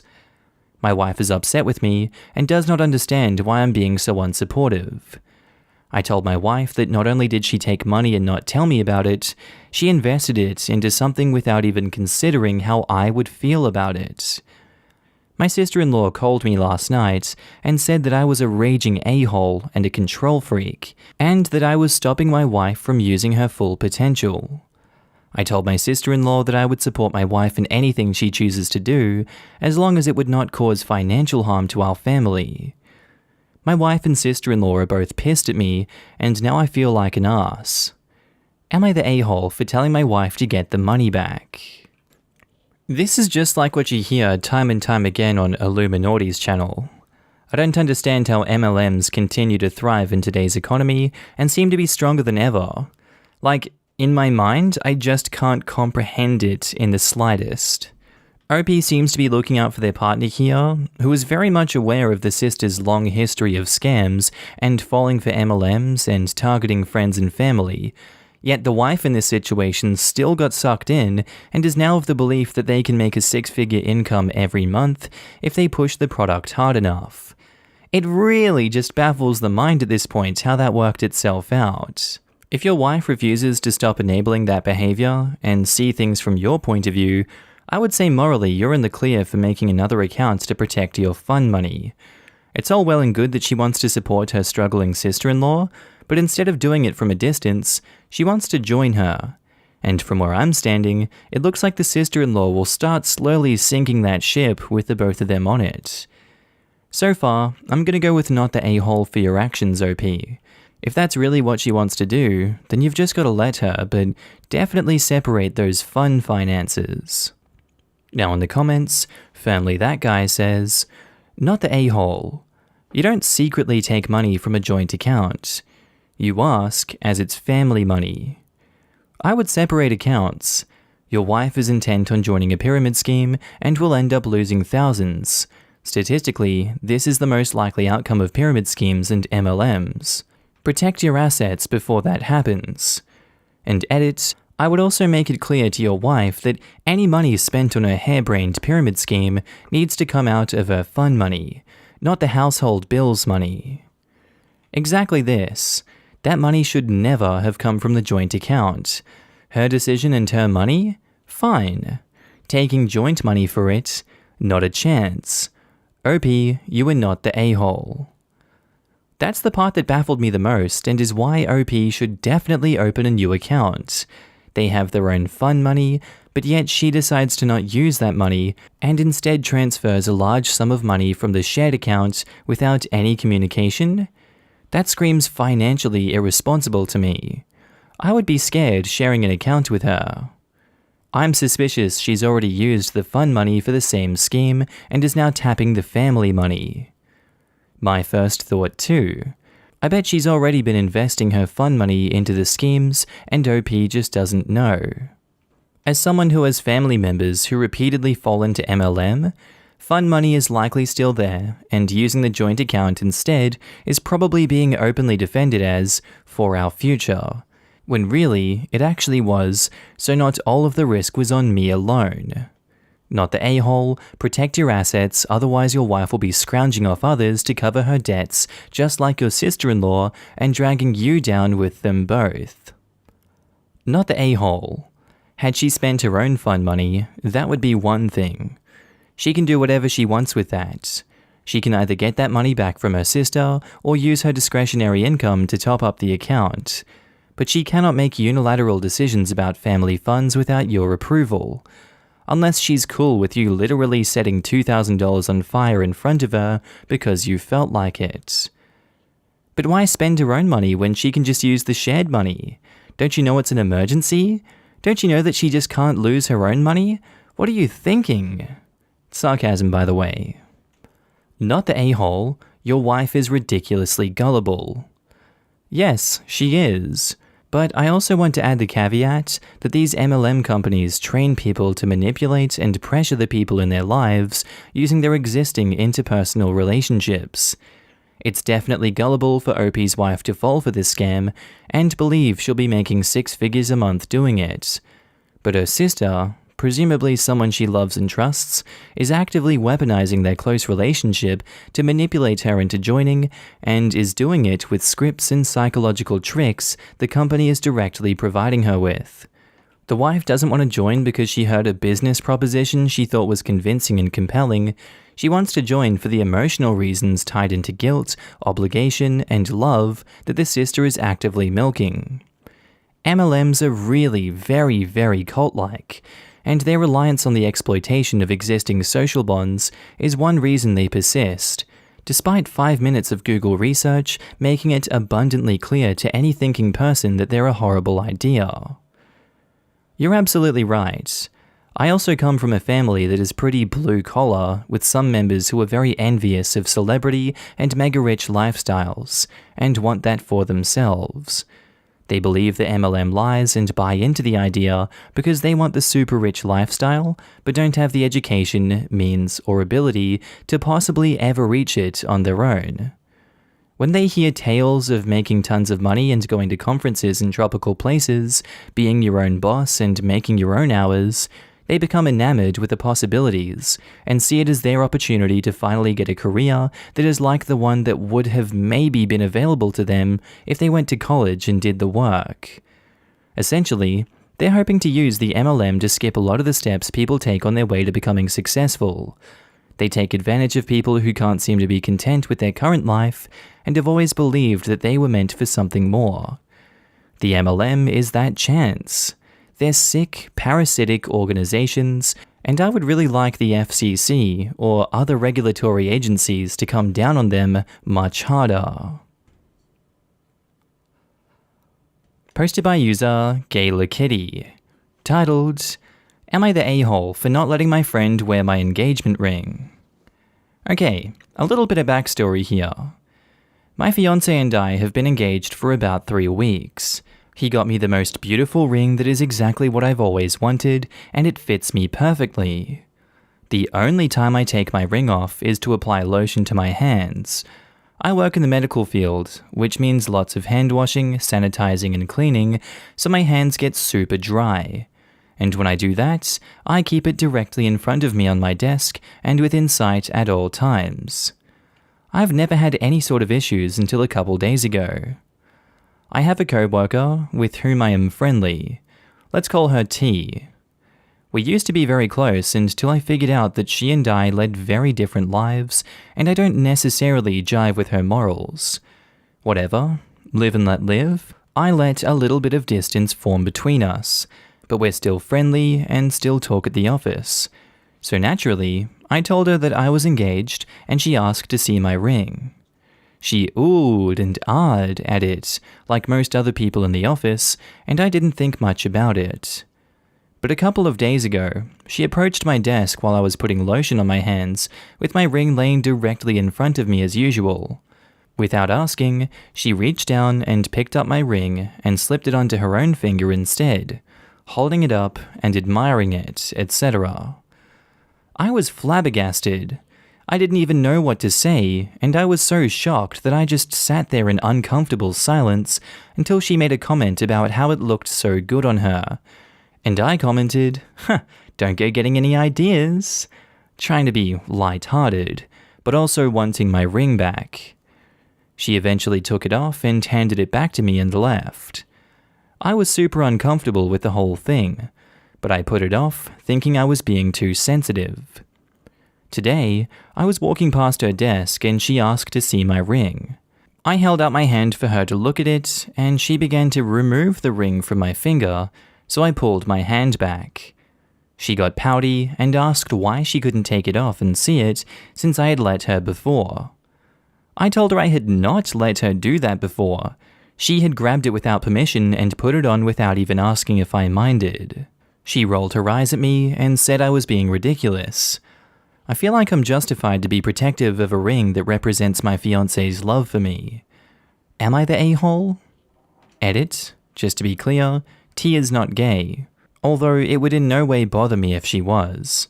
She was married to a man, the father of her children, when I first met her, and as I got to know her better, I found out she had a lot of side guys while still married and still expecting her husband to take care of her. I was being intentionally vague about it before because I didn't feel like it was relevant to the story, but since everyone seems very concerned, I'm happy to share why I began to distance myself from her.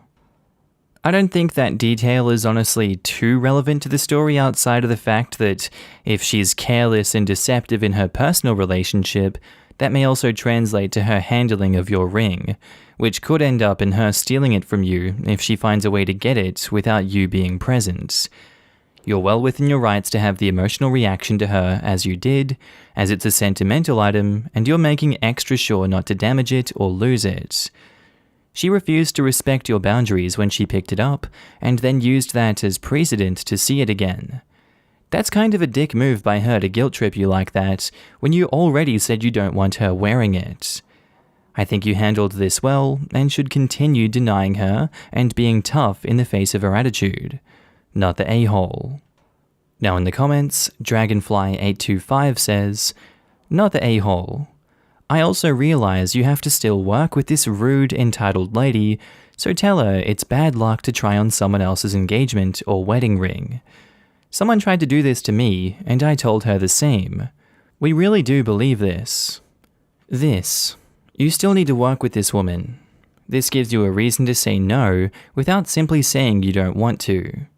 Saying you don't want to is 100% perfectly okay, but this option might make things more comfortable at work.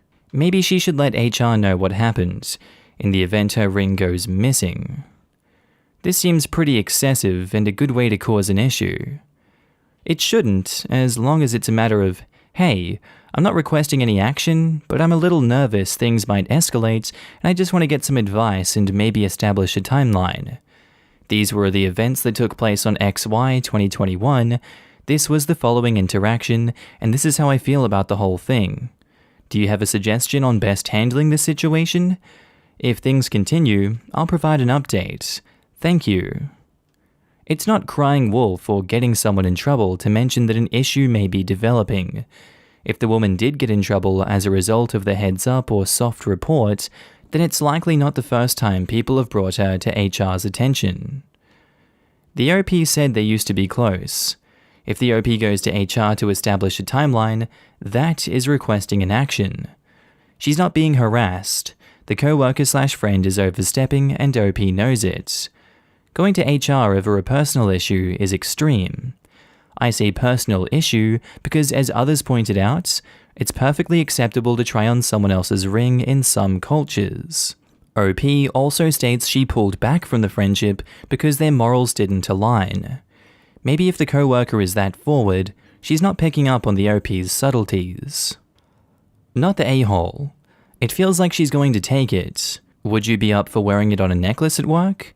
That's what I did when I worked in a hospital lab because of all the hand washing and on and off with gloves.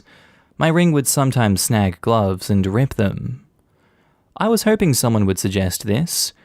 I worked with a lot of nurses, and the amount of times I'd see their rings go right through a glove, I could never understand why they didn't put them on a chain during work. I'm surprised it's even allowed. It's not where I work. There is an absurd amount of bacteria under a ring after wearing it a whole day. I work as a dental hygienist and would have been fired on the spot if I wore a ring when I meet patients. This was exactly my take. Definitely not the a-hole for her response to her colleague, but I'm horrified she's wearing a ring to work and is allowed to. If hygiene isn't a sufficient reason for OP to switch to wearing it on a necklace, I'm a research scientist by training, and on more than one occasion had to go through the hazard waste to find colleagues' rings that had come off inside gloves. In a clinical setting, it's unlikely you'd be able to do that, or possibly not know which bin to search, even if she were able. And not the a-hole. If she wants to try on engagement rings, then she can go to a jewelry store. Why anyone would think it's okay to just grab someone else's ring and put it on is beyond me. Posted by user Nista Language, titled, "Am I the a-hole for not telling my daughter's mother her secret words?" Our cast are me, male 36, my daughter Clara, female 12, my ex-wife Sarah, female 37. Few backstory details. Sarah and I got married when Clara was born, and separated when she was 6 years old. Clara spends her time 50-50 between us with 2-week split. We both live in the same city, so her friends and schooling are consistent, not constantly switching back and forth. The event in question. This all started when I read The Hobbit by J.R.R. Tolkien to Clara 2 years ago. We talked about how he was a linguist and had actually created several languages from scratch for the story. This captured my daughter's imagination. She has been obsessed with linguistics ever since, and I've been happy to provide as many texts and information as I can. Almost all of it is for higher level students, but I do my best to help her understand it. I'm definitely not a linguist, and she definitely knows more than me at this point. For about a year, she's been creating her own language, which she calls NISTA. I think that's the spelling, it is only verbal. This language isn't just English with different sounds for the different words, it is actually a new language. She's created different conjugations, syntax, and grammar. Just one example is a bunch of different suffixes to indicate emotion that can be attached to any word. Clara and I speak NISTA together for probably about 60% of our conversations. It's the highlight of my entire life. I cannot believe how creative my daughter is. Sarah remarried 5 years ago, and I haven't been in a relationship since we divorced. Clara prefers her time at mine, something I definitely don't encourage. I want her to be happy at both, but she's never been comfortable around her stepdad and stepbrother. I think he's around the same age as her, but I'm not positive. I knew that Clara had never taught Sarah any NISTA, which I was selfishly kinda happy about. I loved having this language that only me, my daughter, and her friends shared. However, when Sarah dropped Clara off this week, she informed me that she hasn't spoken anything but that gobbledygook for the entire 2 weeks she was with her. Sarah then demanded that I teach her the secret words. I refused and explained that if Sarah wanted her to know any NISTA, I stressed its name because Sarah kept disparaging it, she would have taught her it. I then closed the door in her face. Sarah texted me saying there could be an emergency and that she would need to know. I said that she still knows English if there is an emergency. I've talked to her teachers at school. Her English teacher said that Clara has shown her the language, but only briefly. In all of her classes, including English, she speaks English. Thinking it over, I don't know if I did the right thing or not. This is a massive part of our own daughter's life, and one that she isn't letting her mother into. She's told me that she wants to go to college for linguistics, so this isn't anything temporary. So Reddit, am I the a-hole? At the end of the day, it's your daughter's language really, and if she doesn't want to share that with her mother, then this is an intentional and consistent choice. There's been years and countless opportunities to involve her mother, and she's chosen not to bridge that gap. We all obviously don't understand that interpersonal relationship between the two, but the elephant in the room would suggest that your daughter doesn't trust her. It doesn't seem like it's your place to brief her on NISTA and bring her into the club. That should be something those two sort out between each other. Nothing much else to add to that conversation myself. I'm just gonna go with not the a-hole. Now in the comments, Snakes Can't Wear Pants says, no a-holes here. Here's the thing. It's not really hard to guess why Clara prefers your house. Kids don't generally like it when their parents move on after a divorce. A lot of the times it feels like a betrayal to them. Sarah has done this and Clara isn't happy with it. She doesn't want another parent and sibling. She wants her parents. You haven't dated, so in her eyes at least, you are the only parent who is completely devoted to her. I know it bothers you that Sarah seems so unsupportive of Clara's language, but to you, it's a purely happy thing, an example of your child's brilliance and creativity. For Sarah, it's a constant reminder that Clara prefers you and that she is being excluded from a big part of her child's life. That's not your fault, but I'm sure you can see why that makes her a bit resentful of the language, especially after 2 weeks Clara using it intentionally to alienate her. All that being said, I don't think you should teach Sarah the language. To Clara, it will be a massive betrayal, and it won't solve the problem of why she's doing this. Do the best you can to encourage a positive relationship with her mum and stepfamily. Communicate as much as possible with Sarah about how Clara is doing and what's going on in her life, and get Clara into some counseling if you can to help deal with her feelings. I think the solution here is to help get Clara to the point where she's not wanting to alienate herself from her mum and stepfamily anymore. If you just take away her means, she will simply find a new way to do it and be that much angrier at all of you. And OP replies, "This is an extremely insightful comment. Thank you." No problem. I'm a child of multiple divorces, so the teen resentment thing is very familiar. I did something similar where I didn't really make up a language, but just warped English enough so my parents couldn't understand it, and only spoke to my older sister most of the time. No, snakes can't wear pants. Love your username. This is really insightful. You speak from a place of experience, from the child's perspective, for the benefit of the child, which is of paramount importance. I was going to say it's not his problem if the daughter does not get on with her mum, but it is his problem, for the sake of the beautiful, well-adjusted human he is bringing up. Thank you for sharing. No a-holes here. Agree with all of this. Perhaps talk to Clara and ask her why she chose to speak Nista at her mum's house when she knows no one there understands it. Get her thinking about her feelings so that she can express them. Perhaps relate it to how she would feel if people around her were speaking a language she couldn't understand. Also, maybe speak to her mum about some family therapy on that end to help improve the relationships, assuming that hasn't already or isn't already happening. This was the one addition I had. It's fine if she doesn't want to share the language with her mum and stepfamily, but while staying with them, she should be respectful and speak English. Not the a-hole. You sound like a great dad, and she sounds like an awesome kid. As long as she is doing well in school and socially, I wouldn't worry. Sounds like things are becoming an issue at the other house, though. You might want to talk to her about what's going on and how she's feeling. And OP replies, "That's definitely true. She's having stronger and stronger feelings about not wanting to be there. Clara was an only child in your marriage and can be one at your home. Having to share parents' time as well as dealing with a step-sibling is hard. I'm guessing that Nista blocks out the step-sibling as much as her mom. It also allows her to continue to be an only.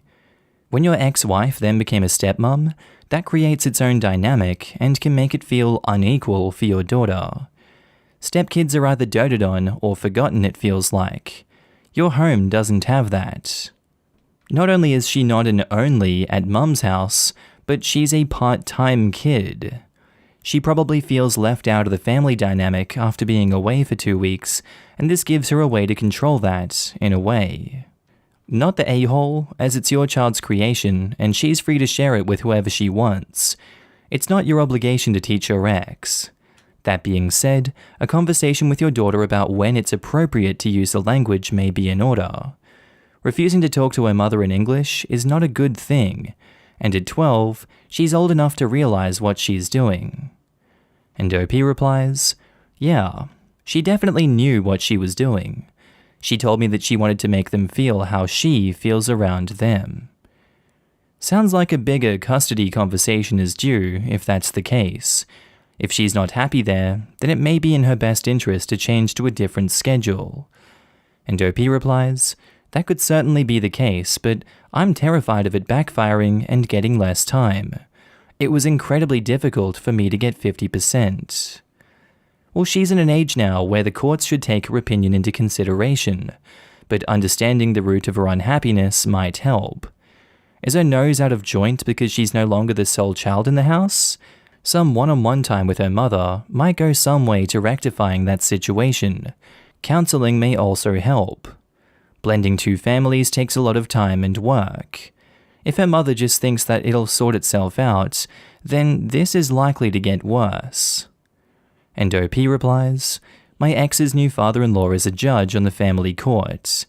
I know that shouldn't affect anything, but I'm certain it would." You aren't wrong, unfortunately. I feel like there's got to be some kind of way to get a different judge due to his personal connection to your ex, making him potentially biased. Oh, I don't think we would get him as our judge, but they all sit on the same bench. I think that's the term. Posted by user Insufficient Data 4884. Titled, Am I the a-hole for telling the truth to our daughter about what is and isn't for girls? Hi all. My wife and me have one daughter named Freya. She's 5 and a lovely kid. When she was born, she decided that while we wouldn't go full gender neutral, we wouldn't push her into being more traditionally feminine or masculine. As it stands, Freya has a variety of interests. She loves playing football with me outside, and I've even taught her some light boxing. She also has an entirely pink room and loves trying on dresses and playing around with makeup. We do our best to avoid saying that certain things are for boys and for girls, and just want her to do things that she enjoys. Obviously, she's a bright kid, and inevitably she's asking questions about what she sees for herself. I was watching a match, and Freya asked him if football was meant for boys, because we always see men playing it on TV, and at her school, only boys play, etc. I hesitated, but in the end said that yes, football is mostly played by boys. Freya asked if it was bad that she likes playing it, but I said she could play what she wants. My wife was really unhappy with me, because we'd already agreed that we wouldn't give her a traditional upbringing. I agreed with her, but we also can't treat our daughter like an idiot. She's noticed this, and if we lie, she'll know that we're lying to her. I'm perfectly happy for her to be whatever she wants, but I also want to treat her with respect and not sugarcoat things, which will ultimately make things worse in the long run. Am I the a-hole? OP has offered the following explanation for why they think they might be the a-hole. I told my daughter the truth that some things are traditionally seen as for boys and for girls. I think the issue here in my mind is how you worded your response, and didn't give her really any reassurance about the football thing. She asked you if it was bad that she likes playing football, and instead of saying, no, of course not, it's great you like playing football and your mother and I are so proud of you, you said, I don't know, man. You can do what you want. That just sounds like saying, yes, it is bad that she likes playing football, but with extra steps. Obviously, that's me putting words in your mouth, but that's how I'd feel if I was your daughter. This is obviously a very minor thing to be nitpicking, but I think the onus is on you for straying from your parenting agreement, in a sense, with your wife. You were doing so well so far, and you dropped the ball with this one. It's not the end of the world by any stretch of the imagination, just one bump along the way in raising your child. So I guess you're the a-hole, but not in a screw you kind of way, but more like, come on man, think before you talk. Now, in the comments, Son of a Gunderson says, Gentle, you're the a-hole. Girls play football. Everywhere. Yes, TV focuses on the boys' game, but you could just have easily clarified that it's just TV. I think OP is referring to American football. While there are some women playing, it's a minuscule amount compared to boys/men playing. It's a factual statement. That being said, it doesn't mean it's for any sex in particular. A college in the US has a female kicker, and a high school in Hawaii starting quarterback is a girl. But both these cases have been widely reported due to their uniqueness. No a-holes here. And edit, several people have pointed out the use of the word match.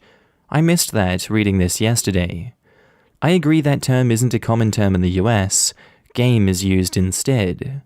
If OP was referring to soccer, then he's a massive a-hole. I just couldn't imagine anyone saying that about soccer and therefore assumed American football. No a-holes here, but I think it could have been worded better. As you told her, it's for boys, you told her that it's not for her, she shouldn't be doing it. If she's old enough to notice the difference, she's probably old enough for a simple version on societal gender expectations. You and your wife sit down and figure out how to have this talk. You say something like, some people think football is only for boys. They're silly and wrong. Plenty of girls also play football. Pull up some videos of women's football teams or stories of girls playing on their school team. I agree.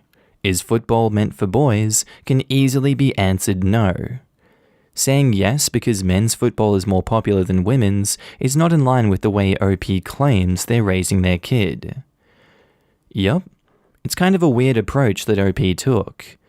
During her infancy and toddlerhood, avoided letting society force strict pink and blue gender roles upon her, so that she's innocent and free to explore her interests, and then, wham! Just kidding, you were doing boys-only stuff all along, lol. It would have made more sense to say that, yes, you're correct to notice that you see a lot more boys playing football and girls wearing makeup.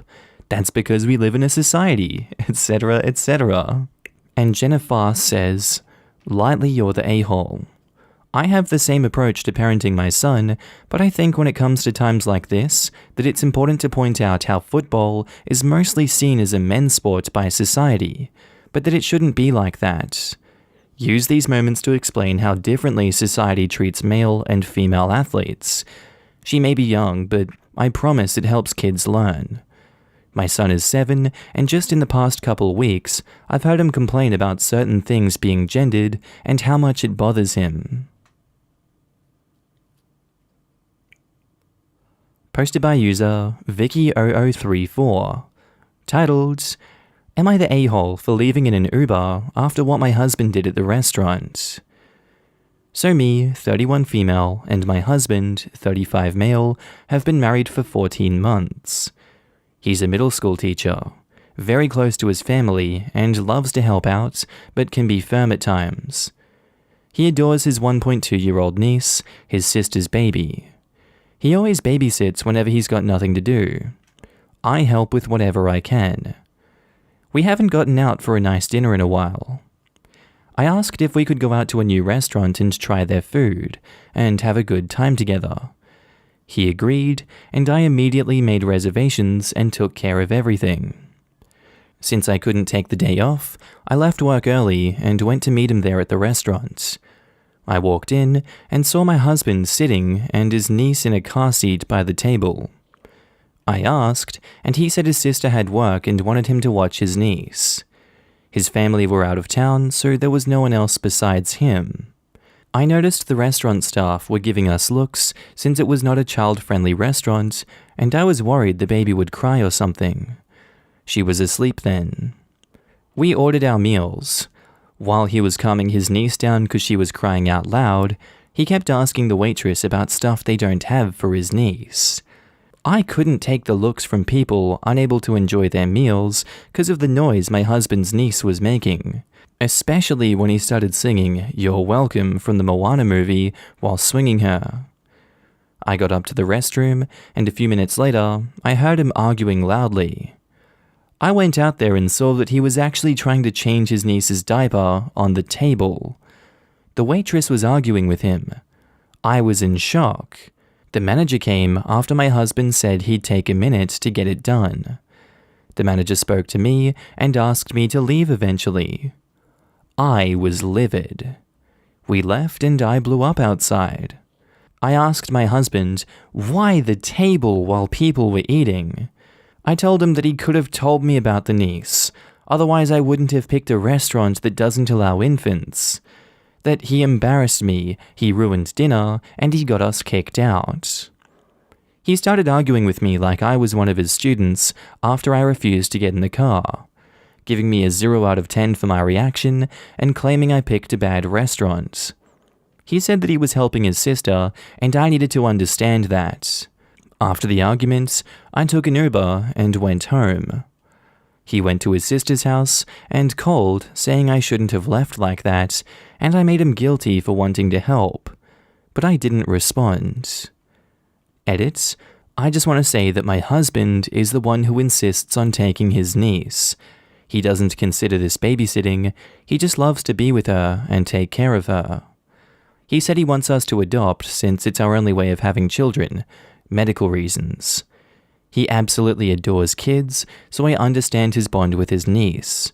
But the restaurant incident was blamed on me.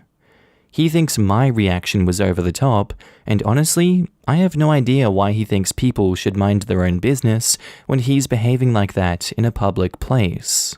This man willingly chose to bring a 1-year-old to a restaurant with a no-child policy when he knew that you wouldn't agree to it in the first place.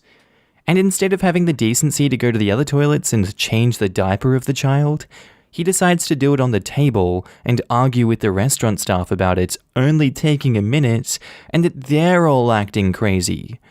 Like, when he's doing that, the look of whatever ends up in those diapers is one thing, but goddamn, the smell that comes out of it would be enough for me as a patron to never come to that restaurant again, because for that child to even be there in the first place, I would assume that they're just willingly allowing people to break those rules in that place.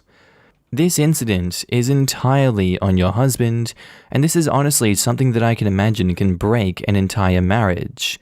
He didn't care about you at all during this entire event, and he turns the blame for it on you for being embarrassed and leaving. Yikes. Not the a-hole. Now in the comments, not the a-hole. Who the F changes a baby at a table and not in the restroom when they're in public? Why does he act like his niece is his kid and bring her everywhere? Especially when it's clear you're trying to have some time with just you and your husband. He absolutely embarrassed the hell out of you, and furthermore tried to make you feel guilty for picking a nice restaurant when you were under the reasonable assumption that you could have a nice dinner.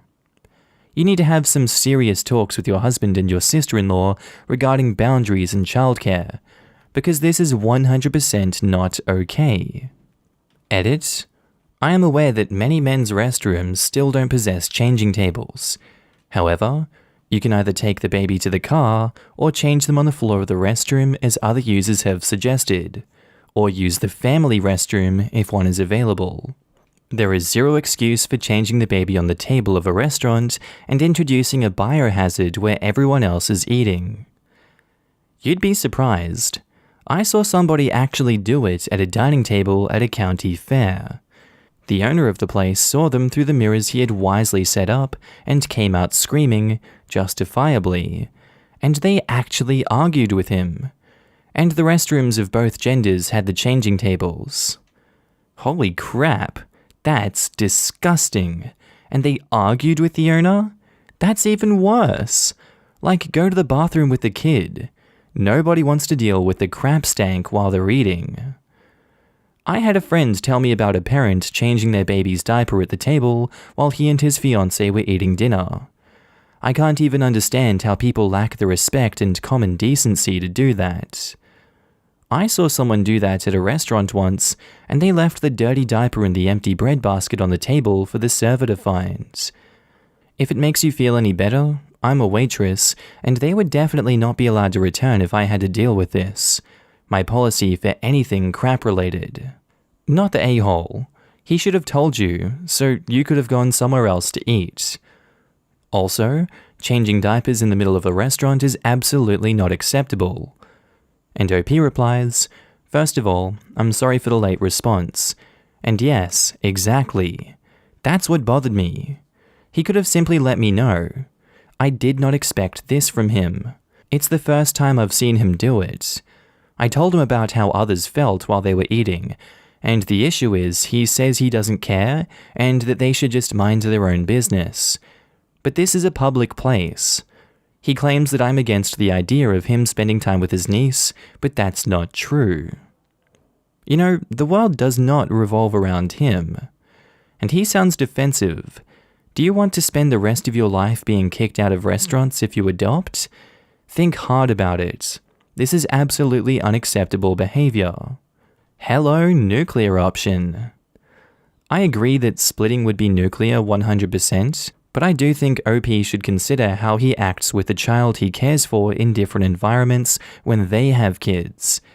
The fact that he saw nothing wrong with changing the diaper on the table to the point of arguing with staff about it is something that would concern me if I was thinking about having a kid with someone. This can be fixed by OP's husband apologizing and never pulling this crap again. And in regards to the telling you that he was going to bring the niece so you could go somewhere else to eat, no. You expect him to abide by the commitments he has made you as your husband, i.e., you come first, which means communicating with you when something changes, such as a request from sister-in-law to babysit. Asking him to spend quality time with you shouldn't be a hard concept. Putting his family before you is not reasonable if he's doing so without consulting you. Asking for some one-on-one time out of the house isn't a big ask. Expecting him to remember you became his immediate family unit when he married you is not a big ask. Sister is part of his close family and can and should be considered, but not at the expense of his marriage. He needs to get his priorities straight. He made a commitment to go to dinner with you, not to go to dinner with his niece. If he wants to change that arrangement, he tells you before doing so. Posted by user Throwaway Liv Sosk, titled, Am I the a-hole for telling my daughter to stop crying because this wasn't about her? I have a 28-year-old daughter and a 33-year-old son. I remarried 1 year ago to my wife, 30 female, and I had told her while dating that I was in my 60s and wasn't aiming to have more kids. For the past few weeks, my wife has started acting strange and said she felt sick and tired. The other day, my wife and I were visiting my daughter and her boyfriend, who just got an apartment together. My wife was on edge the whole time. Finally, she blurted out that she found out that she's pregnant.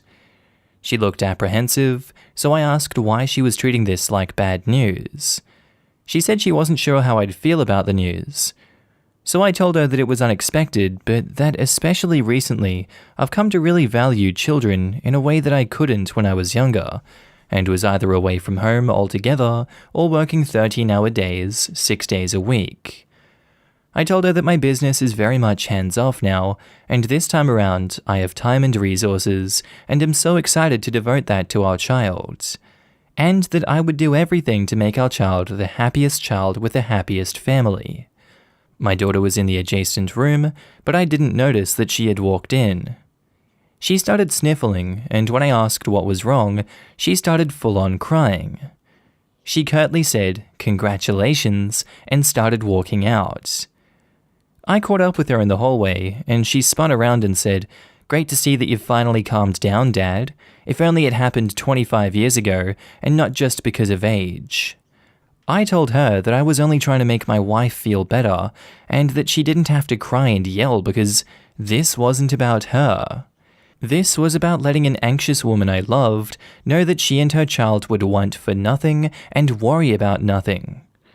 She looked furious and said, "Yeah, this is about a kid who's going to get a chill, indulgent dad and a happy mum because he got him the second time around." After that, my wife and I left because we knew we weren't welcome at the moment. Am I the a-hole for defending what I said and for telling my daughter that this really has nothing to do with her and everything to do with a baby I intend to be a great dad to? OP has offered the following explanation for why they think they might be the a-hole. I think my words did to a certain extent come off as invalidating her feelings.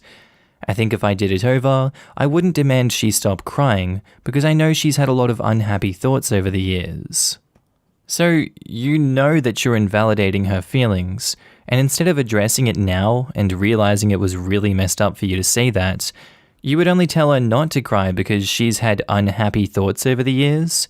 You don't acknowledge the fact that perhaps you're the source of those unhappy thoughts, and she's well within her rights to be upset at you for causing it, and not dealing with the situation in a more positive way. There has to be something wrong with you, because anyone reading this just knows everything you did in this situation completely lacked social awareness. Even your wife, who you claim to love and cherish, is walking on eggshells around you. The way you phrase everything you've done here and your past, it makes me think that you cause everyone around you to have extreme anxiety. That's not healthy. How are you this old and still this much of a problem to everyone? You're the a-hole. Now in the comments, you're the a-hole.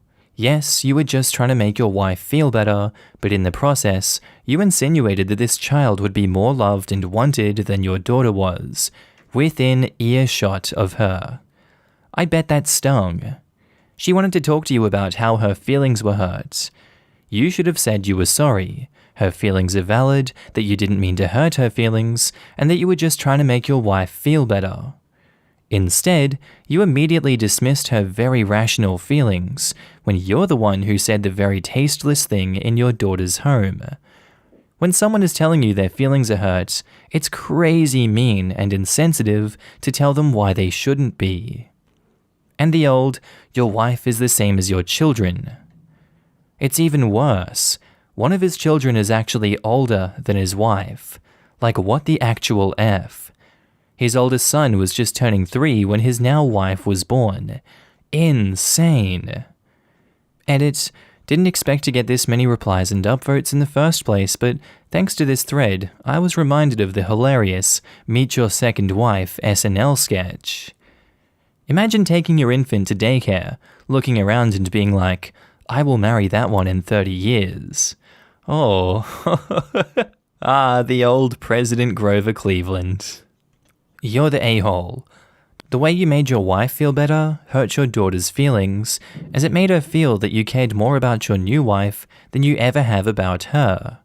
Unfortunately, this was compounded when your reaction to her upset was to prove that your wife's happiness is more important to you than your daughter's. You said, I'm glad this time round I'll be a better father. And your daughter said, I'm upset because you were never a good father and never acknowledged that to me. And then you said, you don't matter. Your feelings are not important to me right now. What is important is my wife's feelings because she is pregnant with a child I will actually love. That's what your daughter heard. Very well put.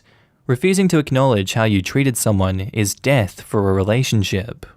Also, the wife was just ridiculous making that announcement at his daughter's home. If she really thought he was going to be unhappy, why do it in a public setting like that? I'm glad I'm not the only one who thought that.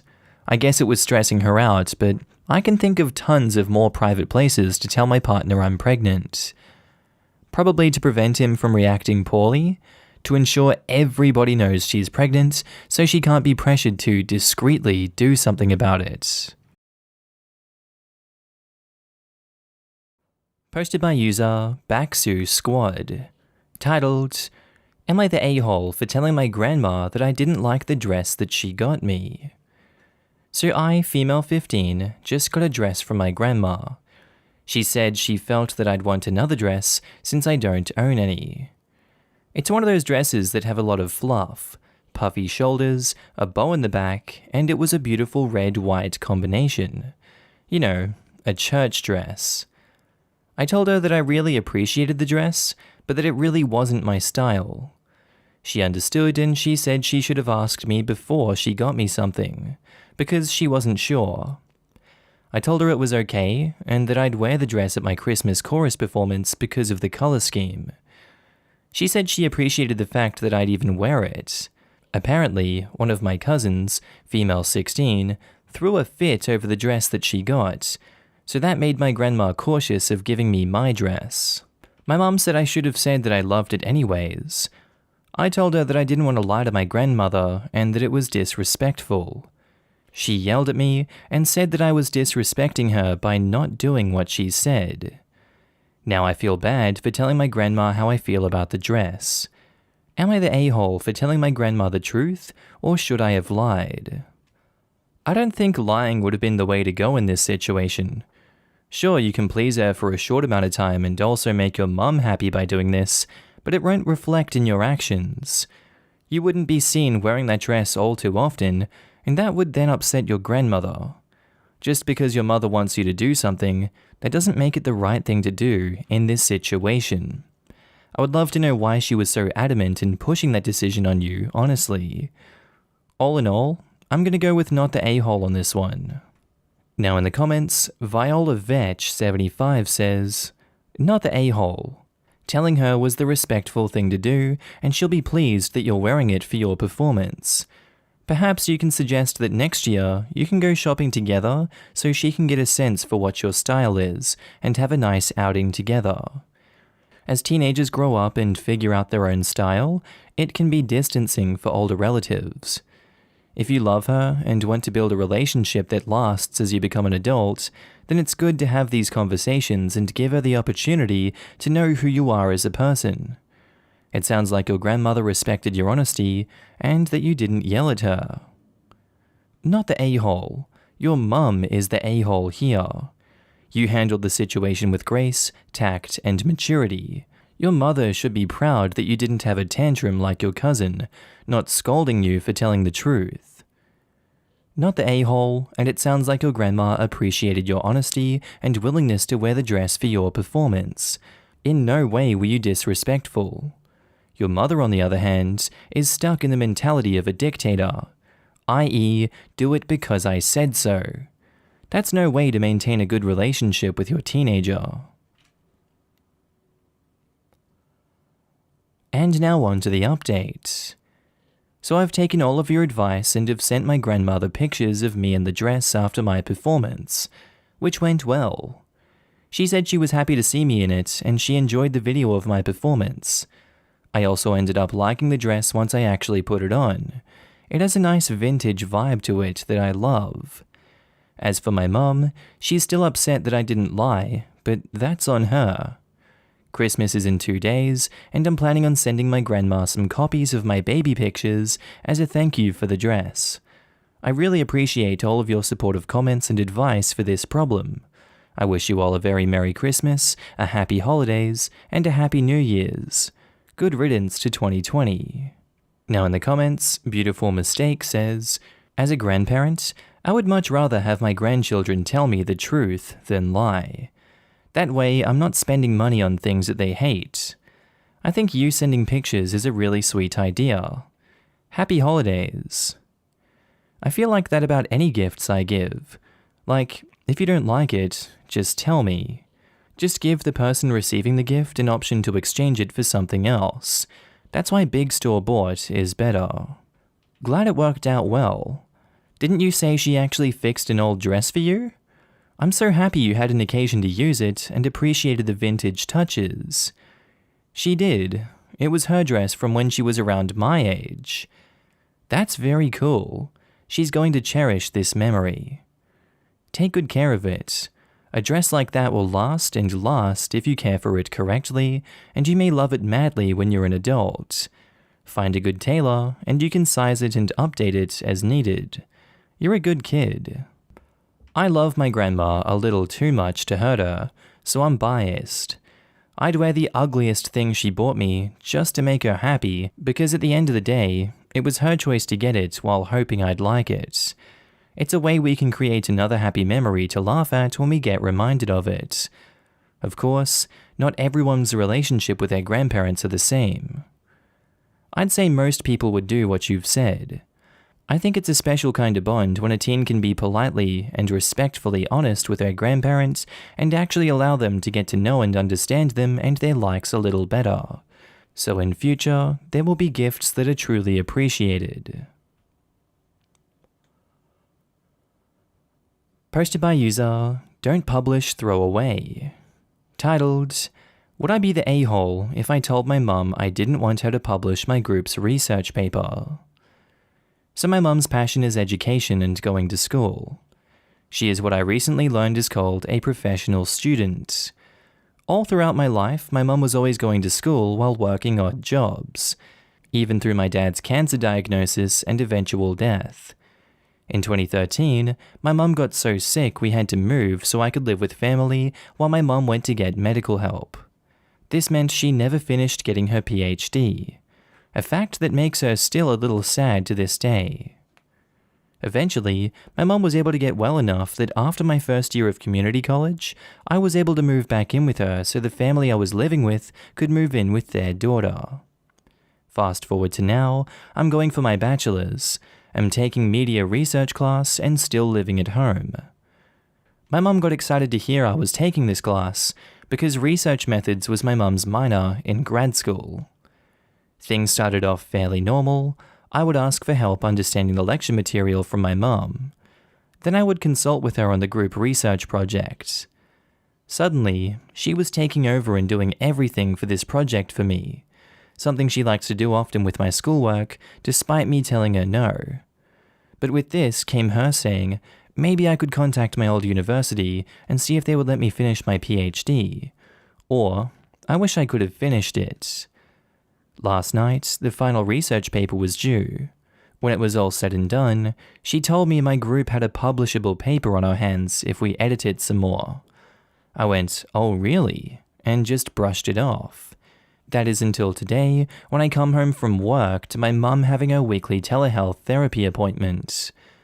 While I was in the bathroom changing out my uniform, I could hear my mum talking about the paper. She had said, "I was going to ask their group about publishing their paper, and if they wanted off the paper, I could remove their names. If they didn't want to be on the paper, I would ask X professor or Y professor, two of my professors, if they want to be on the paper. I could even ask just to have the research and publish myself."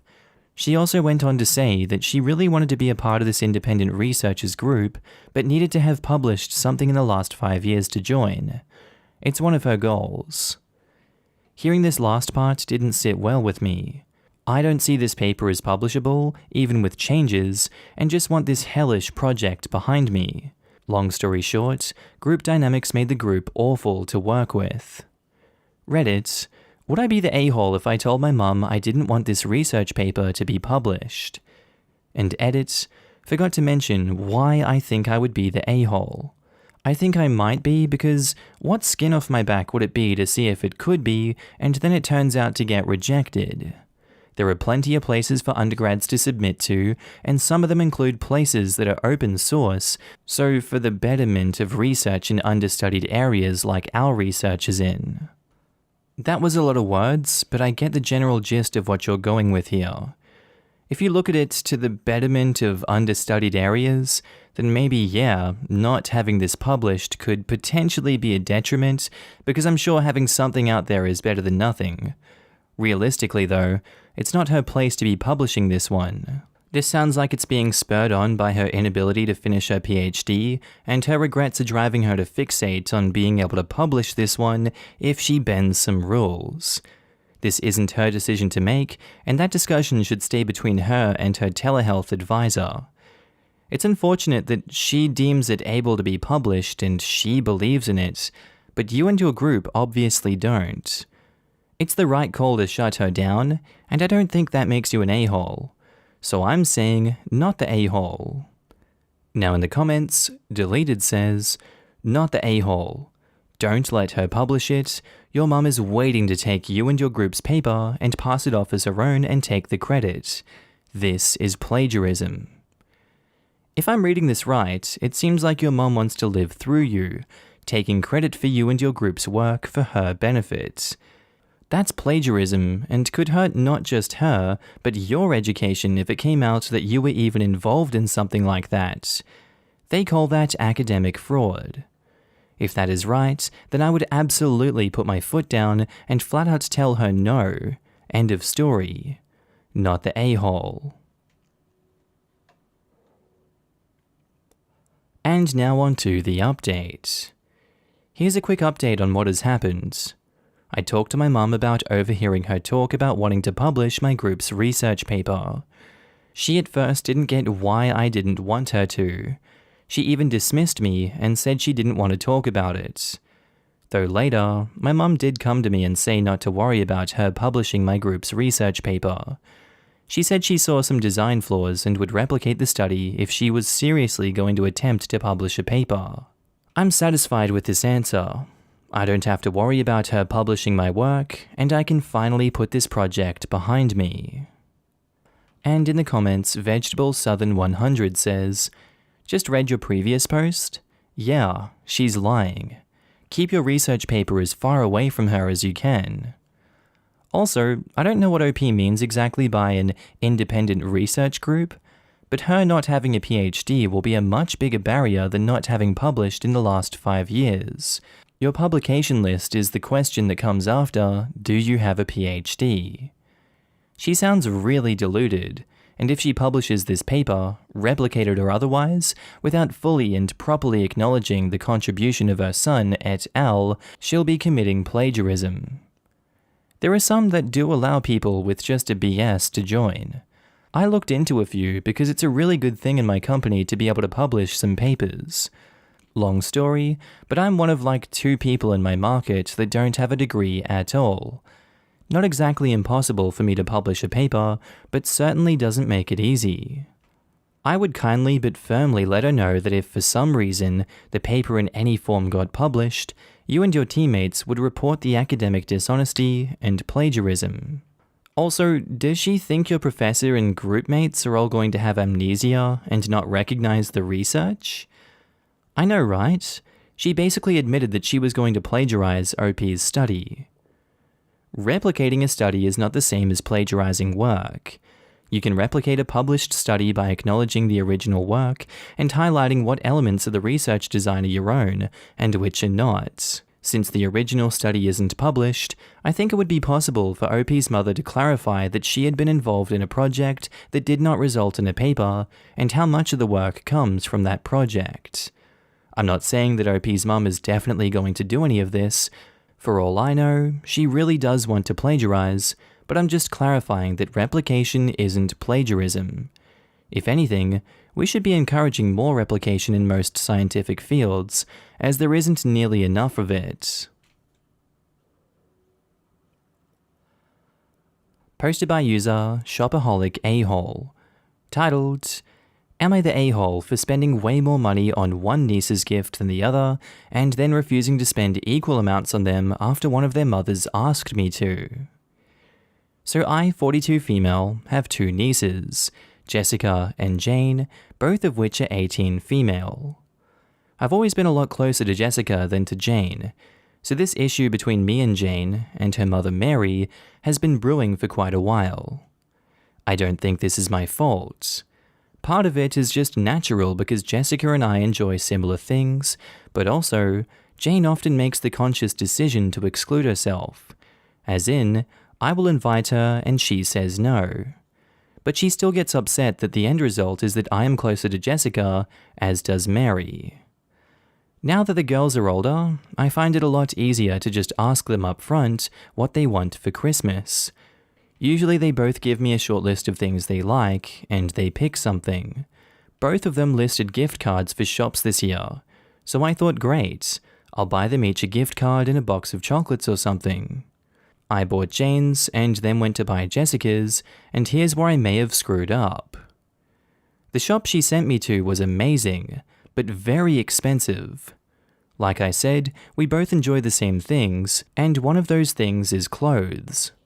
One of the dresses in particular was gorgeous, and I knew Jessica would love it, but a gift card for £25, what I got Jane, wouldn't even cover an eighth of the cost.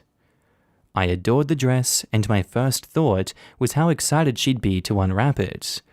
So I ordered it as a bit of an impulse decision. We have an uncles and aunts group chat where we share what we got for the kids so there is no crossover. I said that I'd bought a gift card from Shop X for Jane and a dress from Shop Y for Jessica. A small alarm bell did ring here, but I presumed that, like me, none of the other adults would recognize the brand.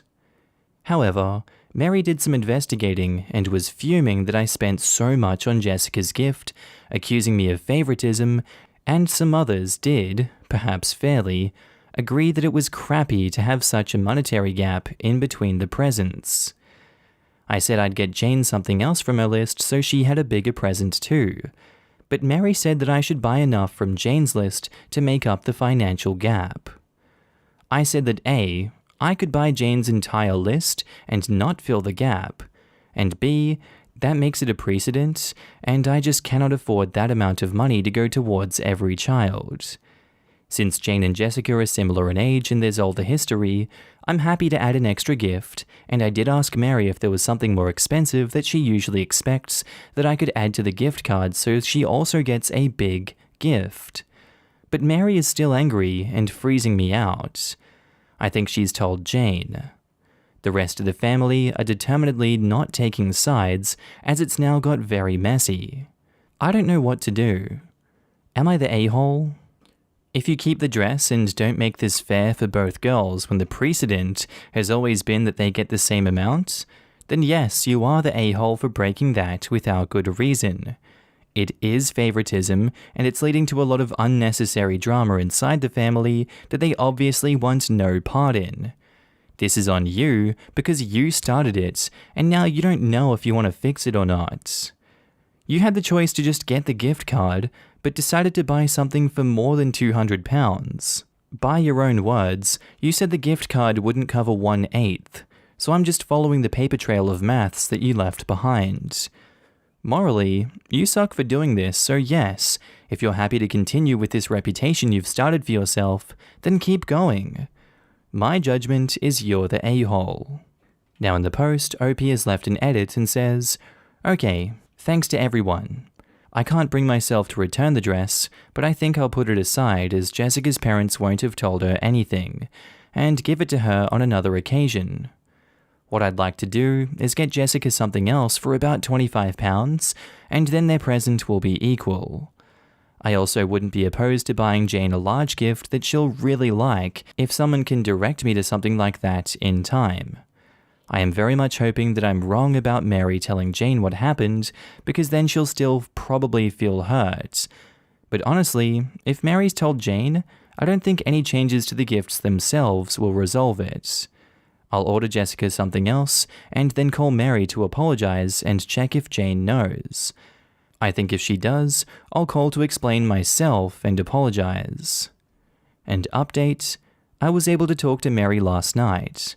Unfortunately, I was right about her telling Jane. I really don't know why, and she said that she and her husband had already bought Jane the big things she asked for this year, but I should ask Jane for what else she wanted.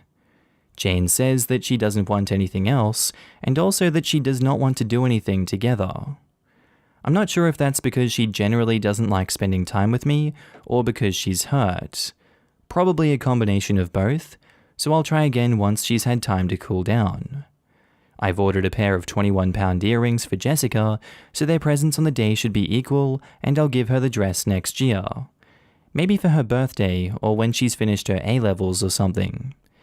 Thank you to everyone who made a comment, especially those who offered constructive insight into how I could try and repair our relationship, or how I might have interpreted Jane's feelings incorrectly. Now in the comments, La Rochelle Ville says, "You're the a-hole. You're not just playing favorites, you're shoving it in everyone's faces. Holy cow, the dress was £200 versus the £25 gift card. How the F could that not be considered favoritism? Big, you're the a-hole." You're the a-hole. A 50 to 60% difference in price is okay. 800% plus is just extreme. A special bond with one doesn't mean blatantly showing you think one is worth much more than the other. What's the price difference here? Double what Jane got? Triple? The fact that you said you could buy everything on Jane's list and still not spend the same amount is worrying. Tiny difference is fine. Buying an expensive designer dress for one and an impersonal £25 gift card for the other is not. Your favoritism is showing. You're the a-hole. Look, I get it.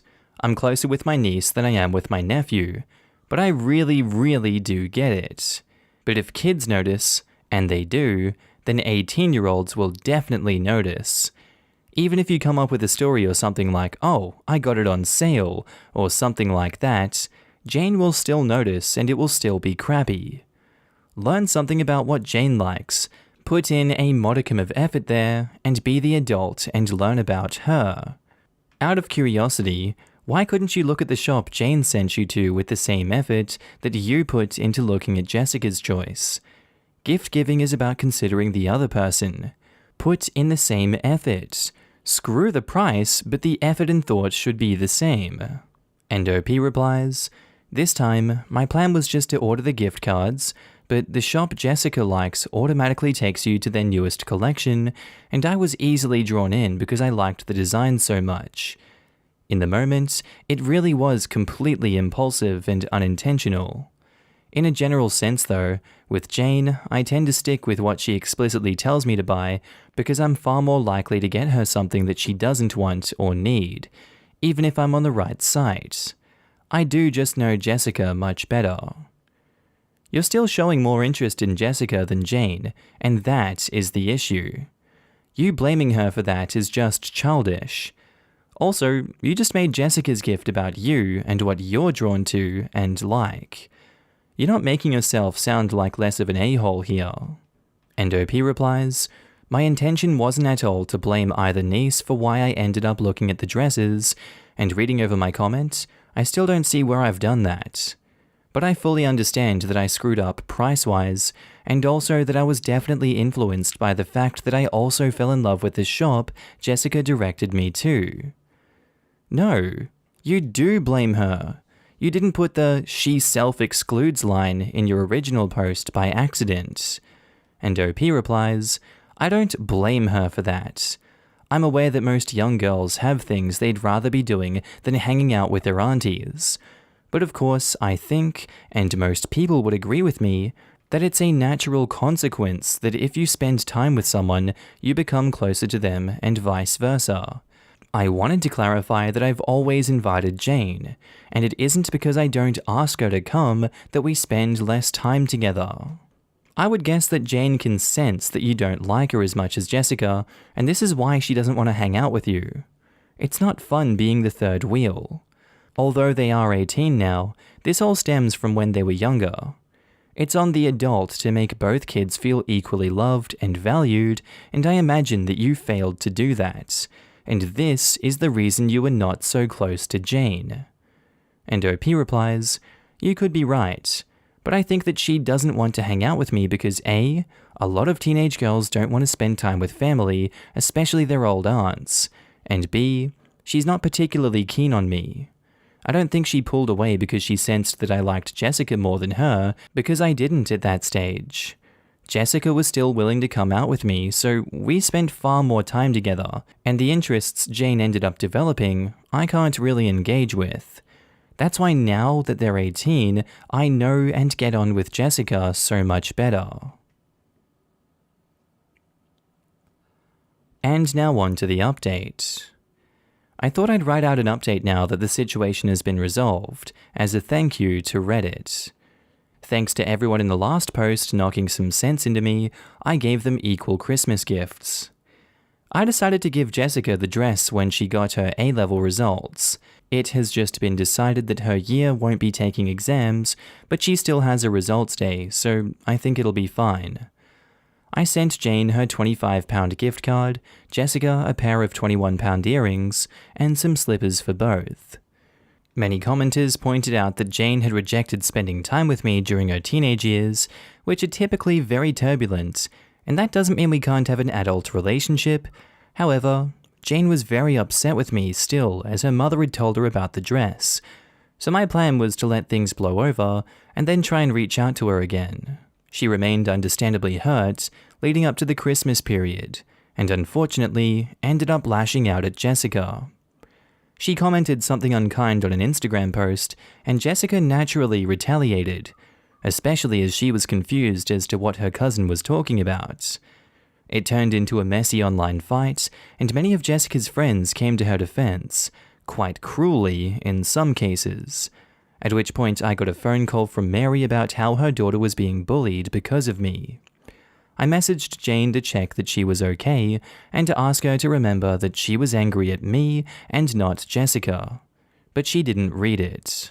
Jane eventually sent a proper apology to Jessica, and I believe that Jane received apologies from some of Jessica's friends. However, they were both naturally very upset about the unkind messages they received, and Jessica was aware that Jane only apologized after their parents spoke, so it remained very tense between them. I felt awful about the fight, so messaged Jane again, reiterating my previous apology. I explained to Jessica that Jane had caught wind that she was receiving a pricier gift this year, as she was obviously very confused, and apologized to her too. Jessica said thank you, but it was Jane's choice to be nasty online and not mine. Jane ignored my message again. I'm on good terms with both of my brothers, Jessica's dad, who generally has very little patience with Mary in this topic, and Jane's dad, who was very upset with Jane for what she wrote about her cousin. But Mary has been very cold. So you can imagine that between that and the girls, there was some tension on the family Zoom call. I received thank you messages from both girls about their gifts. Jessica sent me a selfie of her wearing the earrings, and Jane even sent me a screenshot of what she ordered with her gift card. We are in a fresh lockdown, so there isn't much point in making any plans, but Jane and I have been texting. She re-apologized. No fatherly intervention, this time for lashing out at Jessica, and things were a lot smoother on New Year's Zoom. Thank you very much to everyone who helped me out with this. Now in the comments, In the Wake of Stardust says, "Poor girls. You set them up for this by blatantly playing favorites, then sitting back to watch the chaos. I hope you're happy with yourself, OP." Really? They're 18, not 12. If OP is obviously closer to one of them, then she's going to receive better gifts. It's unfair, but it's to be expected. I have many cousins, and I'm not close to most of my aunts and uncles. Do I get mad whenever my cousins get better gifts from them? No, because I know I'm not really entitled to their gifts, and because I'm not really close to them. My relationship with my family stays the same, and there is no drama. You know, your dynamic is not their dynamic. OP's original post drips of playing favorites. She's closer to one because she put more effort into knowing one and dismissed the other, then blamed the other one she didn't bother with for being withdrawn. They're 18. Even as young adults, blatantly spending 10 times the amount on one girl's gift, then publicly flaunting it, will make the girl who got the lesser gift feel like she has been deliberately left out. This is likely a continuing trend for OP. Wow, are we reading the same posts? She put more effort into knowing one and dismissed the other. OP did put effort in. They asked her to do things with them. Jane was the one to reject OP's efforts. OP did not publicly flaunt the expensive gift either. They told the other adults on a group message. Mary wanted to start drama and had a need to hurt her daughter for some reason. She is to blame for this mess because she needed to know how much was spent on each of the girls and then hurt her daughter by telling her. What the hell ever happened to, it's the thought that counts, not the monetary amount of the gift. I guess the whole mess is for the best though, because it sounds like OP and Jane are able to start a new relationship. And I still don't get this whole obligation to get people equal gifts or be equally close to them. No one is equally close to their family members, as AmITheA posts constantly teach us. The real a-hole here seems to be the mum, Mary, who told her kid and created the mess. They didn't even have an in-person Christmas. I'll avoid calling an 18-year-old who sincerely apologized anything, although being nasty online is a choice. I missed the first post, but not the a-hole. Right? I usually get what I think fits a person and they'd like. Some are expensive and some aren't. OP also could have passed the dress off as £20. It was Mary who looked it up and told everyone. No one cared because they assumed everyone would like their gifts, and I've gotten my brother a $60 game and my other brother 2 $15 shirts. They each loved their gifts and price wasn't even a thought. This sounds more like an attempt to make a comparison where there isn't one. Alright guys, I think that's where I'm going to end today's video. If you need a good laugh, please do check out my second channel, Markee 2, links down in the description below, or it's going to appear somewhere on the screen here at the end, little bubble with my face on it. As always, a big shout out to my Patreon and channel members. Your faces are surrounding me right now, and I love to have you guys with me, and down in the comment sections of each and every video, and just knowing that you're always there to support me. It's a humbling and lovely feeling. And rest assured, I do see you, and I do notice your support, and I thank you every day for being here and helping me along this journey. Not much else to say besides that, guys. Thank you for sticking around to the end of the video. I do hope that you have a good day, night, sleep, whatever you're up to. I will see you in the next video, and thank you again. Bye.